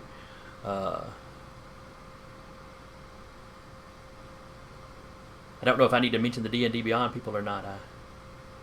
It's completely up to you. I'm not really up on You all can. that. I know You don't D&D really Beyond. They use it on. here. They use it. Yeah. They use it on Monday and they use it on Thursday. Well, they use it for the Yeah. D&D games, is what it's for. But Yes, obviously. you know, Yeah. I know they are We supporters do- of Direbear, so I kind of want to give them a shout out. But I don't know I've never used it, so I know I like being able to look at the character sheets of the characters while it's streaming. That's fun. Also, Yeah. a fun thing they just released is a dice roller too. As long as Oh, you're a it's actually out now? subscriber, yeah, as long as you're a Oh, it's subscriber, which is very much worth the price, you can actually it converts part of your character sheet where it will roll digital dice on your screen and then calculate it for you and show you the result. Oh, very nice. It's really nice. Yeah, I've been playing around with it. I love it a lot. I need to play around with that since I'm a subscriber. Oh well, we've drugged this off long enough, so we're for sure going to throw up the credits and just wrap this bad boy up. Alrighty. Good night, y'all.